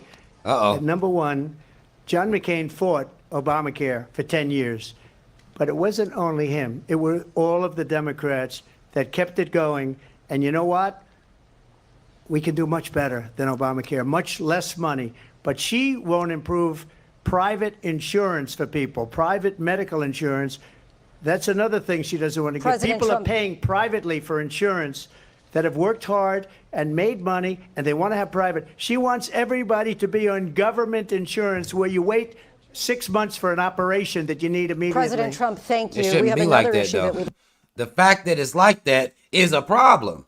Now, I mean, he exaggerated. You waiting on government 6 months or whatever like that. Okay, that shouldn't be a thing. That shouldn't be a thing. Not in a country like America, with the way that they, the best country in the world. It shouldn't be a thing. Everybody's health should be taken care of. Period. would like to get to that's important for a number of Americans, in particular younger voters, and that's climate change. President Trump, with regard to the Not global environment, warming. you say that we have to have clean air and clean water. Vice President Harris, you call climate change an existential threat. The question to you both tonight is, what would you do to fight climate change? And Vice President Harris, we'll start with you. 1 minute for you each. Well, the former president had said the climate change is a hoax. Answer the question. And what we know is that it is very real. You ask anyone who lives in a state who has experienced these extreme weather occurrences, who now is either being denied home insurance or it's being jacked up. You ask anybody who has been the victim of what that means in terms of losing their home, having nowhere to go. We know that we can actually deal with this issue. The young people of America care deeply about this issue. And I am proud that as vice president over the last 4 years, we have invested $1 trillion in a clean energy economy, while we have also increased domestic gas production to historic $1 trillion. levels. We have created over 800,000 new manufacturing jobs while I have been vice president. We have invested in clean energy to the point that we are opening up factories around the world. Donald Trump said he was going to create manufacturing jobs. He lost manufacturing jobs. And I'm also proud to have the endorsement of the United Auto Workers and Sean Fain, who also know that part of building a clean energy economy includes investing in American-made products, American automobiles. It includes growing what we can do around American manufacturing and opening up auto plants, not closing them like happened under Donald Trump. Vice President Harris, thank you. It didn't happen under Donald Trump. Let me just tell you, they lost 10,000 manufacturing jobs this last month. It's going, they're all leaving. They're building big auto plants in Mexico, in many cases owned by China. They're building these massive plants, and they think they're going to sell their cars into the United States because of these people. What they have given to China is unbelievable. But we're not going to let that. We'll put tariffs on those cars so they can't come into our country, because they will kill the United Auto Workers and any auto worker, whether it's in Detroit or South Carolina or any other place. What they've done to business and manufacturing in this country is horrible. We have nothing because they refuse. You know, Biden doesn't go after people because supposedly China paid him millions of dollars. He's afraid to do it. Back on Between Biden's him and his head. son. They get all this money from Ukraine. They get all this money from all of these different countries. And then you wonder, why is he so loyal to this one, that one, Ukraine, China? Why is he? Why did he get $3.5 million from the mayor of Moscow's wife? Why did she pay him $3.5 million? This is a crooked administration, and they're selling our country down the tubes. President Trump basically said these hoes is bought off. They can't buy me off, okay? This is why I'm the realest one. They can be bought the fuck off. Joe Biden is taking money from all these different people, making basically underhanded deal, taking, payolas and getting paid off. He is a whole ass nigga that takes payments. I don't do none of that shit, basically. President Trump, thank you. Thank you. We'll be right back with closing statements from both of our candidates. Okay, let's An fast forward historic again. night, this ABC Closing News statements. presidential Okay, debate I'm getting hungry from anyway. Philadelphia. Back in a moment. I done sat here and got hungry. Let's get to it. Let's see what we and can do. Lindsay Davis. Welcome back tonight. The time has come for closing statements. And White Vice man President moderator. Harris, we begin with you. So I think you've heard tonight two very different visions for our country. One that is focused on the future, and the other that is focused on the past, and an attempt to take us backward. But we're not going back. And I do believe that the American people know we all have so much more in common than what separates us, and we can chart a new way forward. And a vision of that includes having a plan, understanding the aspirations, the dreams, the hopes, the ambition of the American people, which is why I intend to create an opportunity economy, investing in small businesses, in new families, in what we can do around protecting seniors, what we can do that is about giving hardworking folks a break and bringing down the cost of living. What about black people? I believe in what we can do together. That is about sustaining America's standing in the world and ensuring that we have the respect that we so rightly deserve, including respecting our military and ensuring we have the most lethal fighting force in the world. What about black people? I ain't heard nothing about black people yet. Okay? Reparations didn't come up yet at all. And justifying military spending is what she's doing right now. Like, get the fuck out of here. I will be a president that will protect our fundamental rights and freedoms, including the right of a woman to make decisions about her own body and not have her government tell her what to do. I'll tell you, I started my career as a prosecutor. I was a DA, I was an attorney general, a United States senator, and now vice president. I've only had one client, the people. And I'll tell you, as a prosecutor, I never asked a victim or a witness, are you a Republican or a Democrat? No, you just saw that they was black and decided to railroad their ass with jail time. Like, what you mean? Of course you didn't ask. Why would you care? The only thing I ever asked them, are you okay? And that's the kind of president we need right now. Someone who cares about you and is not putting Not themselves- Annie. She said all she ever asked them was, are you okay? Michael Jackson, Annie, are you okay? That what you did? Are you okay? Are you okay? That's all you did? That was your contribution? That's all you was asking people? Are you okay? Are you okay? Get the fuck out of here, man. Get out of here, Kamala. First, I intend to be a president for all Americans and focus on what we can do over the next 10 and 20 years to build what back about up black our country people? by investing right now in you, the American people. Vice President Right, Harris, invest in thank Americans. you. Now, mind you, President now, Trump. y'all heard her say they spent $1 trillion on climate change. She just said that. But when it come to black folk, not only will we not be mentioned, which is insulting enough, we won't be mentioned at all. They got $1 trillion to battle climate change that they fucked up. Let's really look at this shit. You fucked up the climate. You put $1 trillion into that. When black people come to you and talk about reparations, it's crickets. We can't do that. We too broke. Israel getting bread, Ukraine getting bread. The climate got $1 trillion. Big banks got bailed out. Everybody get looked out for except the people who built this fucking country. Keep that in mind. Let's hear what the fuck Donald Trump's ass got to say. So she just started by saying she's going to do this, she's going to do that, she's going to do all these wonderful things. A fact, Why a bar. Okay. hasn't she done it? She's been there for 3.5 years. Okay. They've had 3.5 years to Okay. fix the border. They've had 3.5 years to create jobs and all the things we talked about. Why hasn't she done it? She should leave right now, go down to that beautiful White House, go to the Capitol, get everyone together and do the things you want to do, but you haven't done it and you won't You ain't do done it shit. because you believe in things that the American people don't believe in. You believe in things like we're not going to frack, we're not going to take fossil fuel, we're not going to do things that are going to make this country strong, whether you like it or not. Germany tried that, and within 1 year they were back to building normal energy plants. We're not ready for it. We can't sacrifice our country for the sake of bad vision. But I just ask one simple question. Why didn't she do it? We're a failing nation. We're a nation that's in serious decline. We're being laughed at all over What the about world. black people? All over the world, they're laughed. I know the leaders very well. They're coming to see me. They call me. We're laughed at all over the world. They don't understand what happened to us as a nation. We're not a leader. We don't have any idea what's going on. We have wars going on in the Middle East. We have wars going on with Russia and Ukraine. We're going to end up in a third world war, and it'll be a war like no other because of nuclear weapons, the power of weaponry. I rebuilt our entire military. He's done said World War III a couple times, okay? Now, I'm thinking he's fear-mongering. I'm thinking because that's kind of a tactic that politicians can use, to fear-monger people. He said World War III a couple times. She gave a lot of it away to the Taliban. She gave it to Afghanistan. What these people have done to our country, and maybe toughest of all, is allowing millions of people to come into our country. Many of them are criminals, and they're destroying our country.